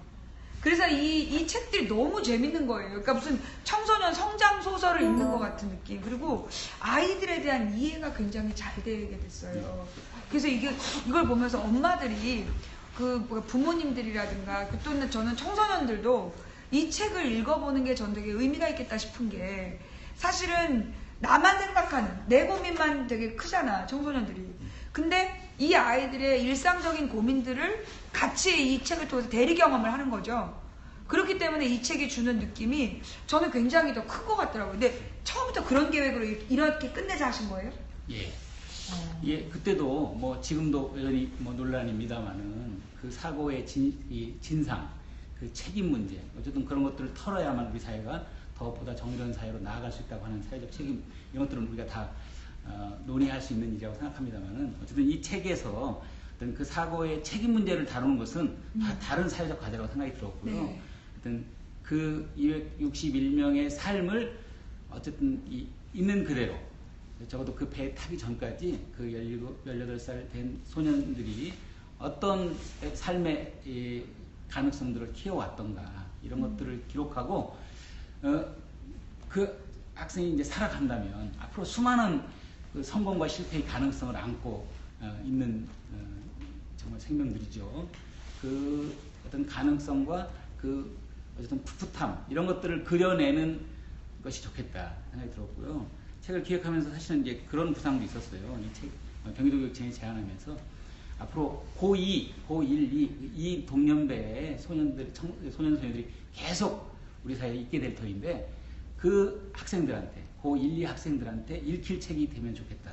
그래서 정말 이 책을 읽고 나면 자기 먼저 간 형들이고 누나들이고 뭐 오빠이지만 같은 동년배로서 그 형은 이렇게 살아왔구나.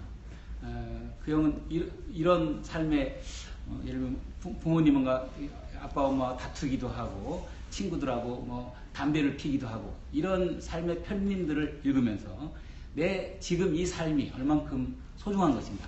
내가 오늘 아침에 다투고 나온 엄마하고 그 엄마가 얼마나 소중한 존재인가. 내 옆에 있는 친구가 정말로 내 삶이 얼만큼 아름다운 존재인가. 이런 것들을 느끼게 하는 책이 되면 좋겠다. 그게 최초에 기획하면서 가지고 있던 문제인식이었고 그걸 우리 참여한 작가분들한테도 너무 여기다가 정치적이고 사회적인 발언을 다무리 하지 말고 그 삶을 있는 그대로 복원하기 위해서 우리가 한번 힘을 내보자, 이런 제안들을 많이 하게 됐던 것 같아요. 정말 너무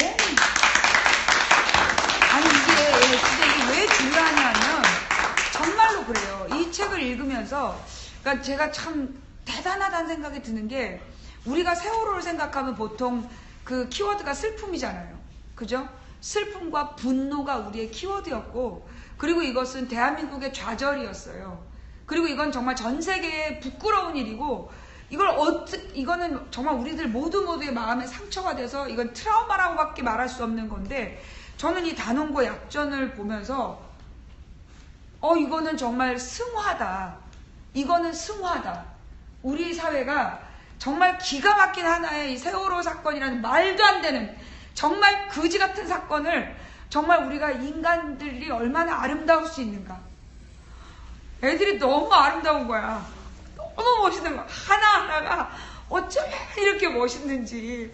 그러니까 우리가 이 세월호 약전을 통해서 우리 대한민국이 겪을 수 있는 가장 비참한 사건을 어떻게 보면 가장 아름다운 작품으로 승화해낸 것이 저는 이 단원고 약전이라는 생각을 했어요. 그래서 저는 이 단원고 약전을 우리 국민분들이 다 읽어보셨으면 좋겠어요. 예, 이거 읽으면요, 한 편 한 편 읽는데 짧기도 해. 그러니까 지하철로 출퇴근하시는 분들 부탁드리는데요. 사실 요즘에 지하철에서 다 스마트폰 하잖아요. 근데 지하철로 출퇴근하시는 분들이 이런 걸 한 권씩 읽는 거야. 그러면 이건 짧은 시간 동안에 읽을 수 있기 때문에 그 짧은 시간 동안에 읽으면서도 우리 지하철에서 가장 많이 읽히는 책이 이 세월호 단원고 약전이 됐으면 좋겠다. 그럼 사실은요, 우리가 지치고 힘들 때, 사실 우리 일상이 너무 힘들거든요. 지하철 타고 출퇴근하는 사람들이. 그런데 그때 이 책을 읽다 보면 사실은 내 삶의 이 순간이 얼마나 아름다운가. 내 이 옆에서 찌글찌글하고 싸우고 다투고 그 매 모든 순간들이 얼마나 의미 있는 순간인가를 느낄 수 있는 책이거든요. 그래서 이 단원고 약전, 정말 저는 어떤 분이 기획하셨는지가 진짜 궁금했고. 평범한 사람이에요. 이게 기획대로 다 나온 건가요? 네. 이게 예. 계획하신 대로? 그렇습니다. 이렇게 기획했고요.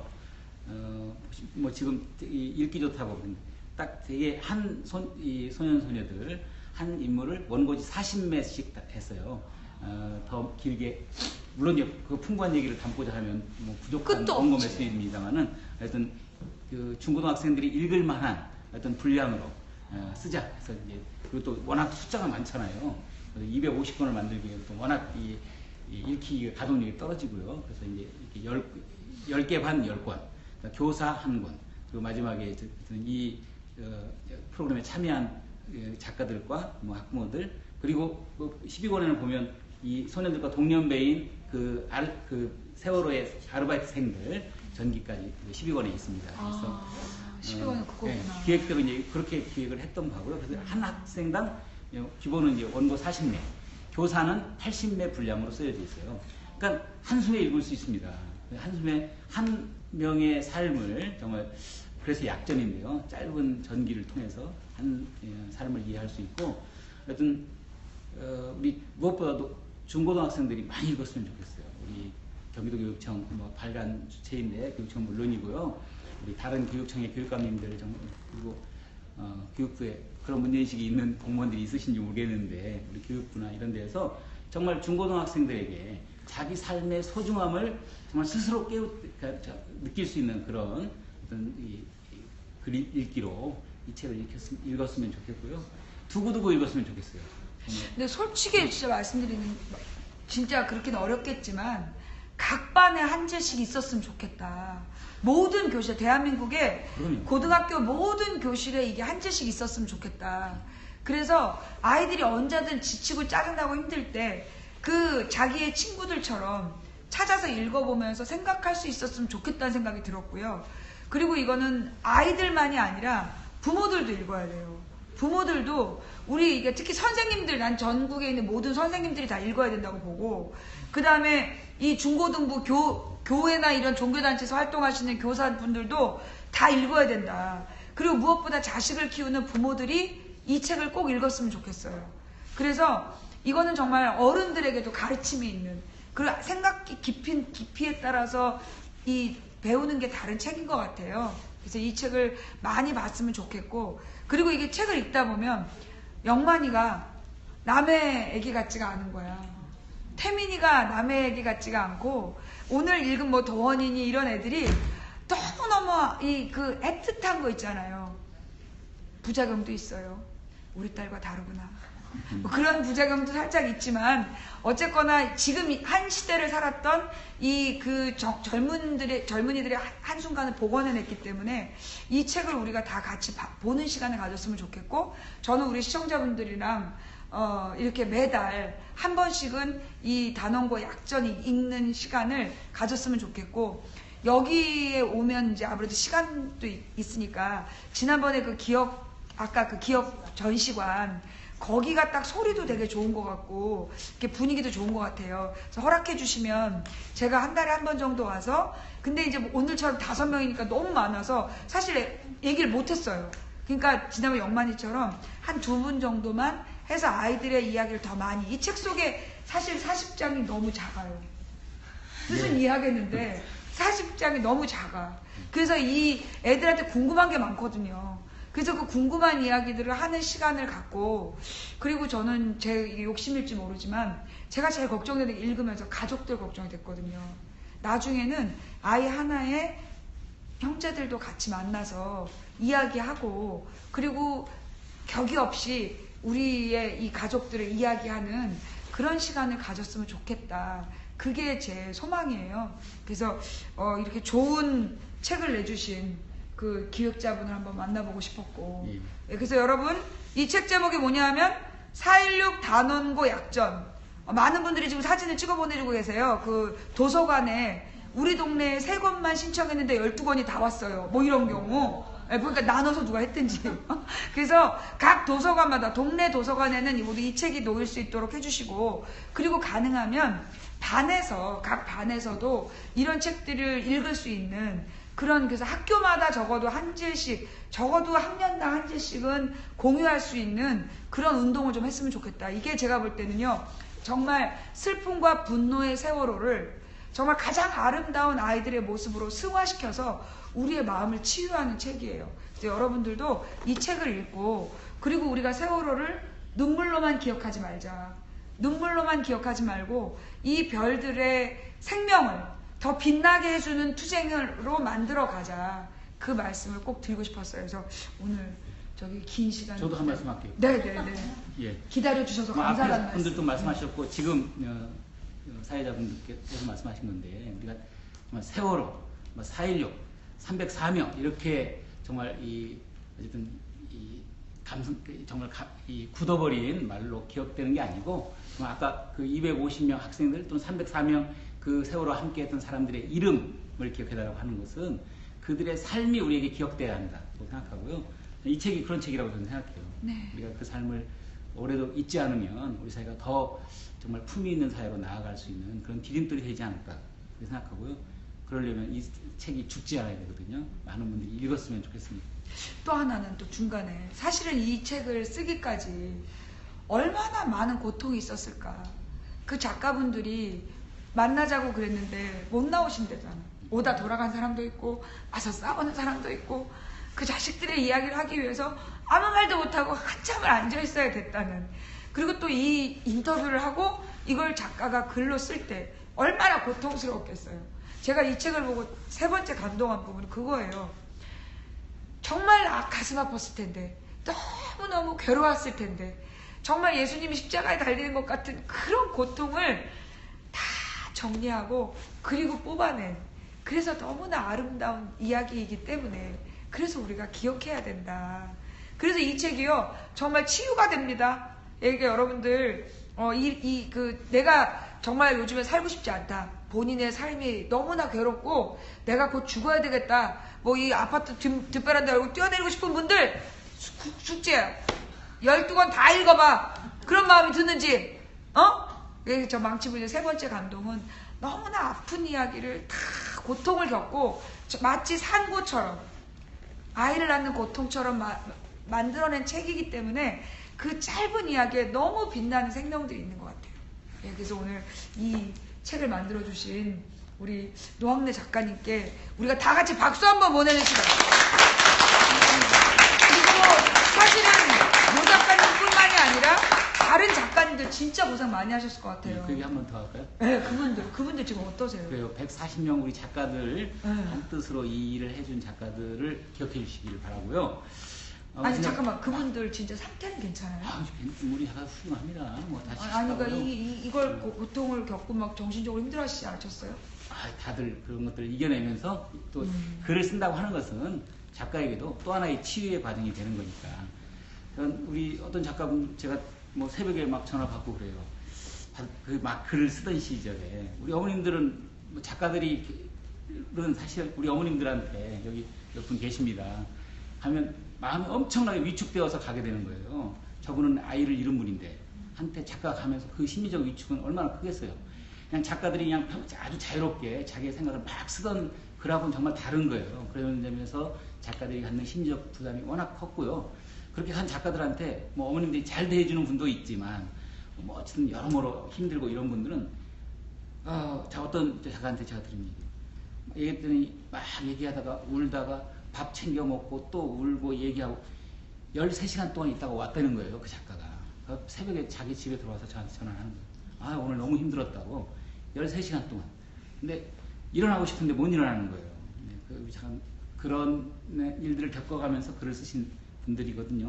물론 뭐 모두가 다 그렇다는 건 아니고. 또 근데 그분은 어떻게 보면 그 어머님은 그 13시간 동안 그렇죠. 그 작가님이 들어주시면서 치유가 됐겠다. 그럼요. 어쨌든 우리 어머님들에게 사실은 고통스러운 과정이지만 정말 저 하늘의 별이 된 자식의 삶을 누군가 기억해주고 그 아이가 정말 우리 곁에 있었다면 이렇게 살 텐데 라고 기억해주고 말해주는 사람이야말로 그 어머님에게 큰 위로가 될 것이라고 생각하고요.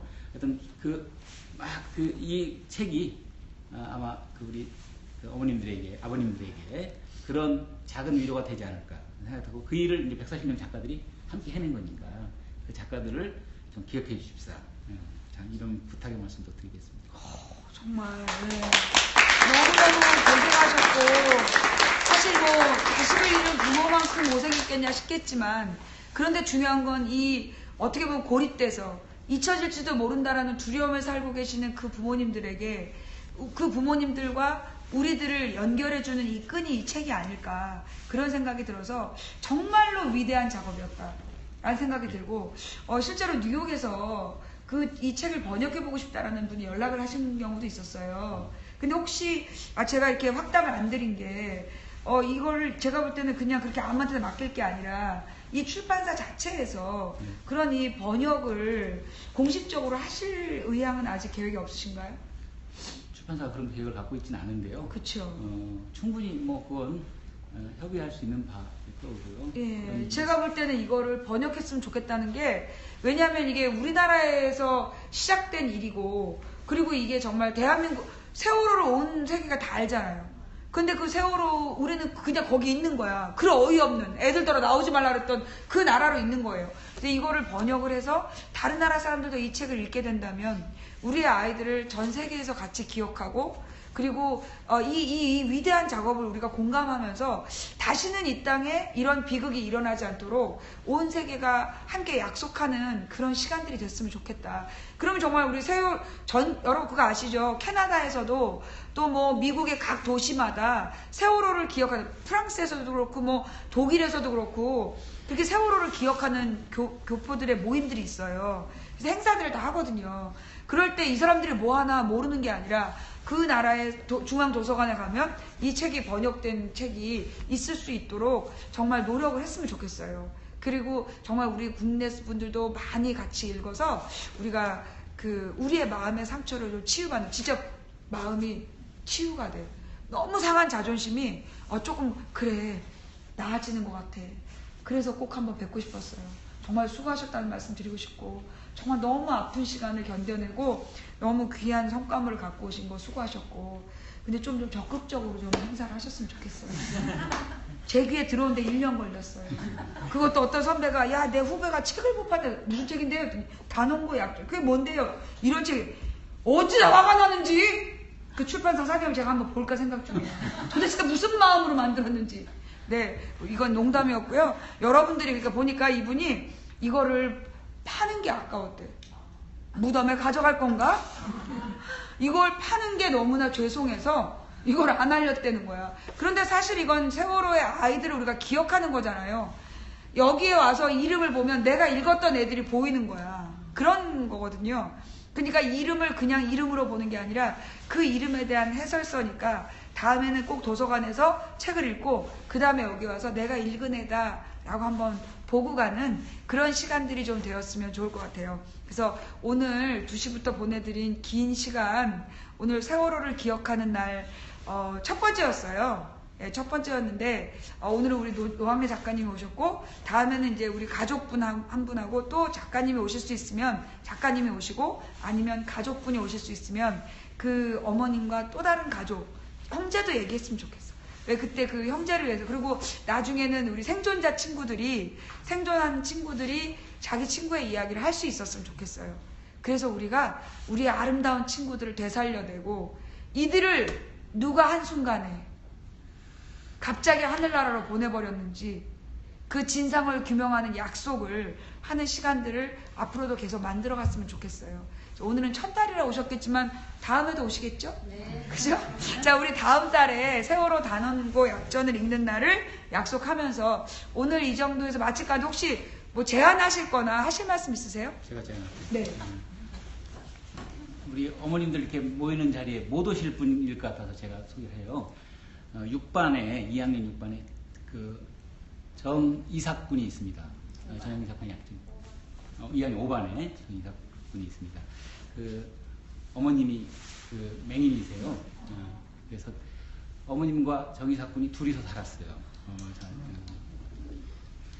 그러다가 이제 이삭을 잃고 뭐 혼자 되셨는데 맹인이시기 때문에 후천성 맹인이시기 때문에 모임 같은 데 못 나오실 거라고 생각하는데 이 약전 쓸 때 이삭이 얘기를 안 하겠다고 그러시다가 하여튼 뭐 우리 그 작가분들이 가서 제안도 드리고 해서 우리 정란희 작가한테 어머니께서 쭉 들어가시니까 뭐 아주 밝게 맞으시더니 자기 아들 이야기, 아들에 하고 있었던 여러 가지 에피소드, 아들이 뭐 한테 뭐 매를 든 이야기, 뭐 돈을 뭐 어떻게 세배 가지고 뭐 나무랜 이야기 이런 이야기를 쭉 하신 이야기를 어머니 하신 이야기를 정란희 작가가 녹음으로 적고 그걸 풀어서 딱 40 추려가지고 어머니 하신 이야기를 딱 40매로 정리해서 2학년 5반 우리 이삭군의 약전이 있습니다. 다음번에 한번 꼭 읽어주시기를 부탁드려요. 어머님의 입말 그대로 살려낸 약전이고요. 다른 작품들이 다 다르지 않지만 꼭 읽어주시면 고맙겠다. 이렇게 부탁드립니다. 네. 그리고 우리 시청자분들께 당부의 말씀 혹은 또 마지막 말씀 한마디. 네. 저 홍보하는 거는. 괜찮아요. 이게 삶을 기록하고 역사를 뭐 기록하고 이런 일을 제가 하는 사람이에요. 그런 일에 관심이 있고 직업이기도 한 적인데 뭐 이 책에 처음 제안하게 된 동기 이런 것들 제가 아까 처음 말씀드렸어요. 우리가 이제 굳어버린 화석화된 어떤 용어로 세월호, 4.16 뭐 이렇게 기억되기도 물론 이제 우리가 4.16 이럴 때 이제 시계에 4시 16분만 돼도 가슴이 울렁하는 게 현실이긴 한데 어쨌든 그 삶 하나하나로 김건호, 김기수, 김민수, 김상호 이런 이름으로 우리가 기억할 수 있으면 좋겠고요. 그런 삶에 대한 삶을 잊지 않고 그 친구가 내 곁에서 나와 함께 살고 나와 함께 부대끼고 내가 같이 다투기도 하고 그러는 삶을 내 곁에서 함께 살고 있다. 이렇게 생각하면서 우리가 그들을 기억해 주면 좋겠고요. 그러면 우리 삶에도 그것이 하나의 표대가 될 것이다. 생각해요. 정말 내 곁에 있는 우리와 함께 살아가는 이러저런 사람들이 얼만큼 소중한 존재인가 이런 것도 우리가 서로 느끼면서 살아갈 수 있지 않을까.